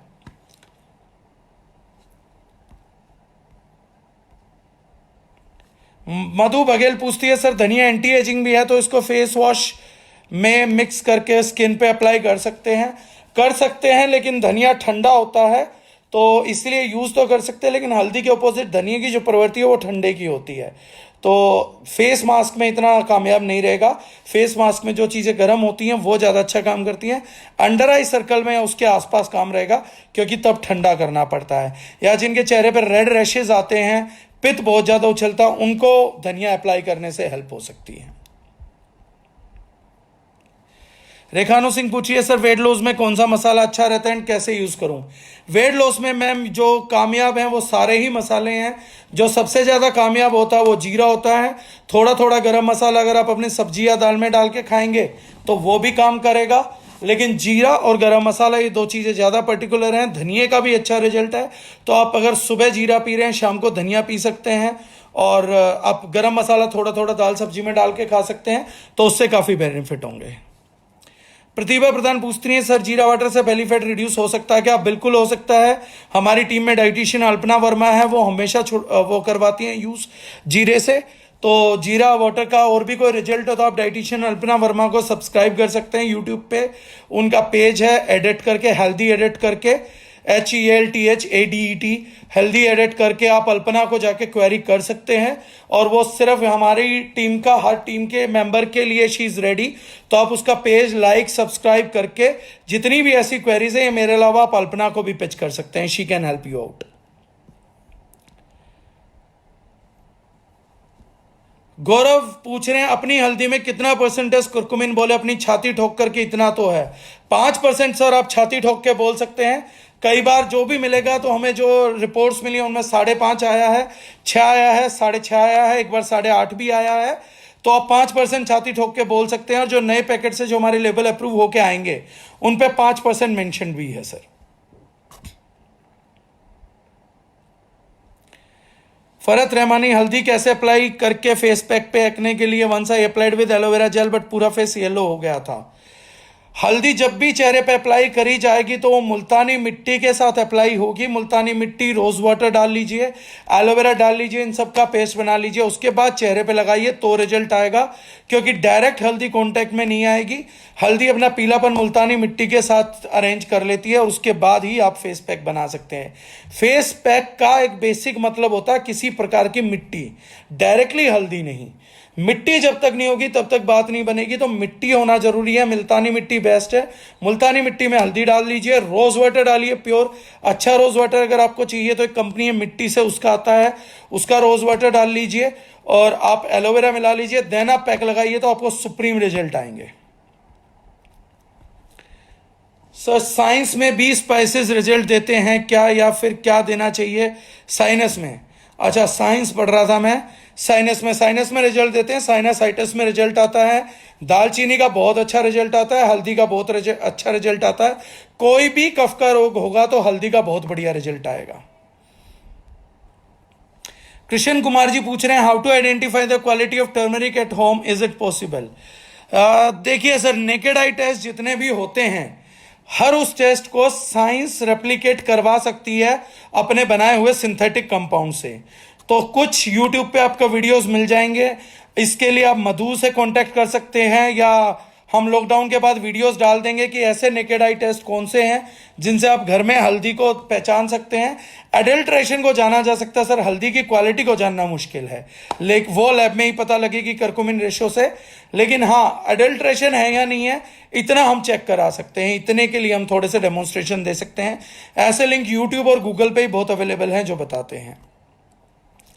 राजीव रोहिला जी पूछ रहे हैं सर, हल्दी दूध में उबालकर पीनी चाहिए या दूध गर्म करने के बाद डाल लेना चाहिए?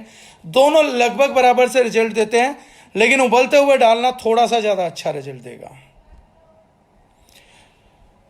अश्विनी राम राजे जी बोल रहे हैं सर, अजवाइन भी आयुर्वेद का महत्वपूर्ण घटक है, उसको भी अपनी कंपनी में शामिल करें। धन्यवाद अश्विनी जी इस चीज पे फोकस दिलवाने के लिए। मैं कोशिश करता हूं सर, अगर हमें अजवाइन की अच्छी सोर्सिंग हो जाती है तो हम जरूर शामिल करेंगे। Thank you so much sir. Kedarnath Gautam पूछ रहे हैं, जोंडिस के टाइम में हल्दी खाना अच्छा है या नहीं? अच्छा है सर, जोंडिस के टाइम पे हल्दी का रिजल्ट अच्छा है। जब साइंस नहीं था, हल्दी लीवर डिटॉक्सिफाई करने के लिए one of the major component है। हल्दी जो है लीवर को बड़ी जल्दी डिटॉक्सिफाई करती है। लेकिन पहले क्या होता था कि जोंडिस पीलापन देख के पहचाना जाता था, और जब हल्दी यूज करते थे तो उससे पीलापन की चांसेस रहते थे। लेकिन आजकल तो जोंडिस हम टेस्ट के थ्रू देखते हैं, तो जोंडिस में बिल्कुल हल्दी ली जा सकती है और अच्छे रिजल्ट आएंगे उसके। राजीव वर्मा जी पूछ रहे हैं, हल्दी फेस वॉश के साथ मिक्स करके लगा सकते हैं सर, ड्राई स्किन वालों को लेकिन दिक्कत दे सकती है। नसीम खान जी पूछ रहे हैं, milk do we have to take turmeric as boiled और रॉ? सर रॉ ले सकते हैं, उसमें कोई दिक्कत नहीं है। बॉइल्ड और रॉ तो मुझे समझ नहीं आया मेरे ख्याल से। नसीम जी सवाल वही था शायद जो राजीव रोहिला जी ने पूछा था कि उबलते हुए डालें, उबालने के बाद डालें, तो वो शायद मैं दे चुका हूं। अगर सवाल कुछ और है तो बता सकते हैं। संजीव कुमार जी पूछ रहे हैं, सर जीरे को डायरेक्ट खा सकते हैं क्या? सर बिल्कुल खा सकते हैं। हमारा खाएंगे तो उसमें ऑयल होता है, तो थोड़ा सा आपकी जबान पे लगेगा, आपको थोड़ा सा बर्निंग सेंसेशन जरूर महसूस होगा। लेकिन जीरा डायरेक्टली खाया जा सकता है और थोड़ा खा के गटका भी जा सकता है।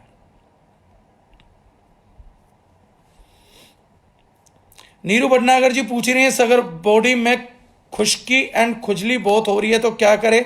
मैम लीवर को डिटॉक्सिफाई करिए, धनिया पीना चालू करिए। अगर खुजली हो रही है तो, क्योंकि ये पित्त से होता है ज्यादातर स्किन का डिजीज, तो उसमें धनिया बहुत बेनिफिशियल है। अपनी बॉडी को डिटॉक्स कर लीजिए तो धनिया विल डू बेस्ट थिंग। कुछ ग्रीन लीफी वेजिटेबल का जूस पीजिए तो वो हो जाएगा। प्रतिभा प्रधान मैडम कह रही है, यस सर आज मैंने बनाया था ये फेस पैक, रिजल्ट अच्छा था। Thank you so much. Sunil Kumar पूछ रहे हैं, सर मुझे एसिडिटी ज्यादा होती है तो क्या यूज करना चाहिए, क्या और कैसे? सर एसिडिटी में कमाल की बात यह है सुनील जी, हमारी हल्दी ने भी बहुत अच्छे रिजल्ट दिए हैं, लेकिन जीरा इमीडिएटली रिजल्ट देता है। और साथ में एक प्रोडक्ट हम डिस्कस करेंगे, जीआईटी। आप जीआईटी ले सकते हैं तो एसिडिटी में आपको अच्छे रिजल्ट आएंगे। डॉक्टर जोकिर चौहान पूछ रहे हैं, किड प्रोडक्ट भी है क्या और कौन कौन से हैं? सर आगे आने वाले टाइम में मैं आपको बताऊंगा। एडवोकेट अजय पंडित पूछ रहे हैं, सर फंगल इन्फेक्शन में क्या यूजफुल है? सर प्रैक्टिकली मसालों तो हर चीज के लिए यूजफुल है, मैं बता चुका हूं। पर्टिकुलर मसालों में अगर आप बात कर रहे हैं तो कुछ नहीं होगा, लेकिन हमारा बॉडी बार बहुत यूजफुल है, डी केयर कैप्सूल यूजफुल है। और बाहर अगर उंगलियों में और पैरों में आपके फंगल इन्फेक्शन है तो गर्म पानी लीजिए, उसमें 2 चम्मच फिटकरी डाल लीजिए, घोल लीजिए, उसमें पैर डेली सोख करके रखिए। आपको 1 हफ्ते में हमारे बॉडी बार, डी केयर और इसका यूज करेंगे तो बहुत अच्छा रिजल्ट आएगा। शिवा शंकर राणा कह रहे हैं, हल्दी and anti ageing cream mix करके फेस में लगाने पे बहुत बढ़िया रिजल्ट आ रहे हैं। चलिए sir, thank you for the information. सब लोग ये ट्राई कर सकते हैं।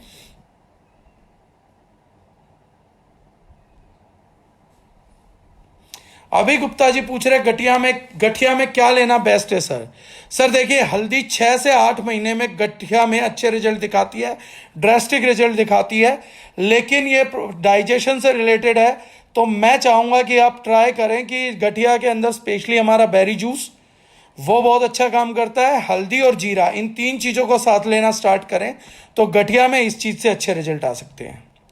पिंकी बैसिया पूछ रही है, एसिडिटी में जीरा कैसे लेना? मैम सब्जियों में लीजिए, तड़के में लीजिए, और जब एसिडिटी हो रही है तो डायरेक्टली कंज्यूम कर लीजिए। पानी के साथ अगर आप निकल भी लेंगे तो एसिडिटी में अच्छे रिजल्ट आएंगे।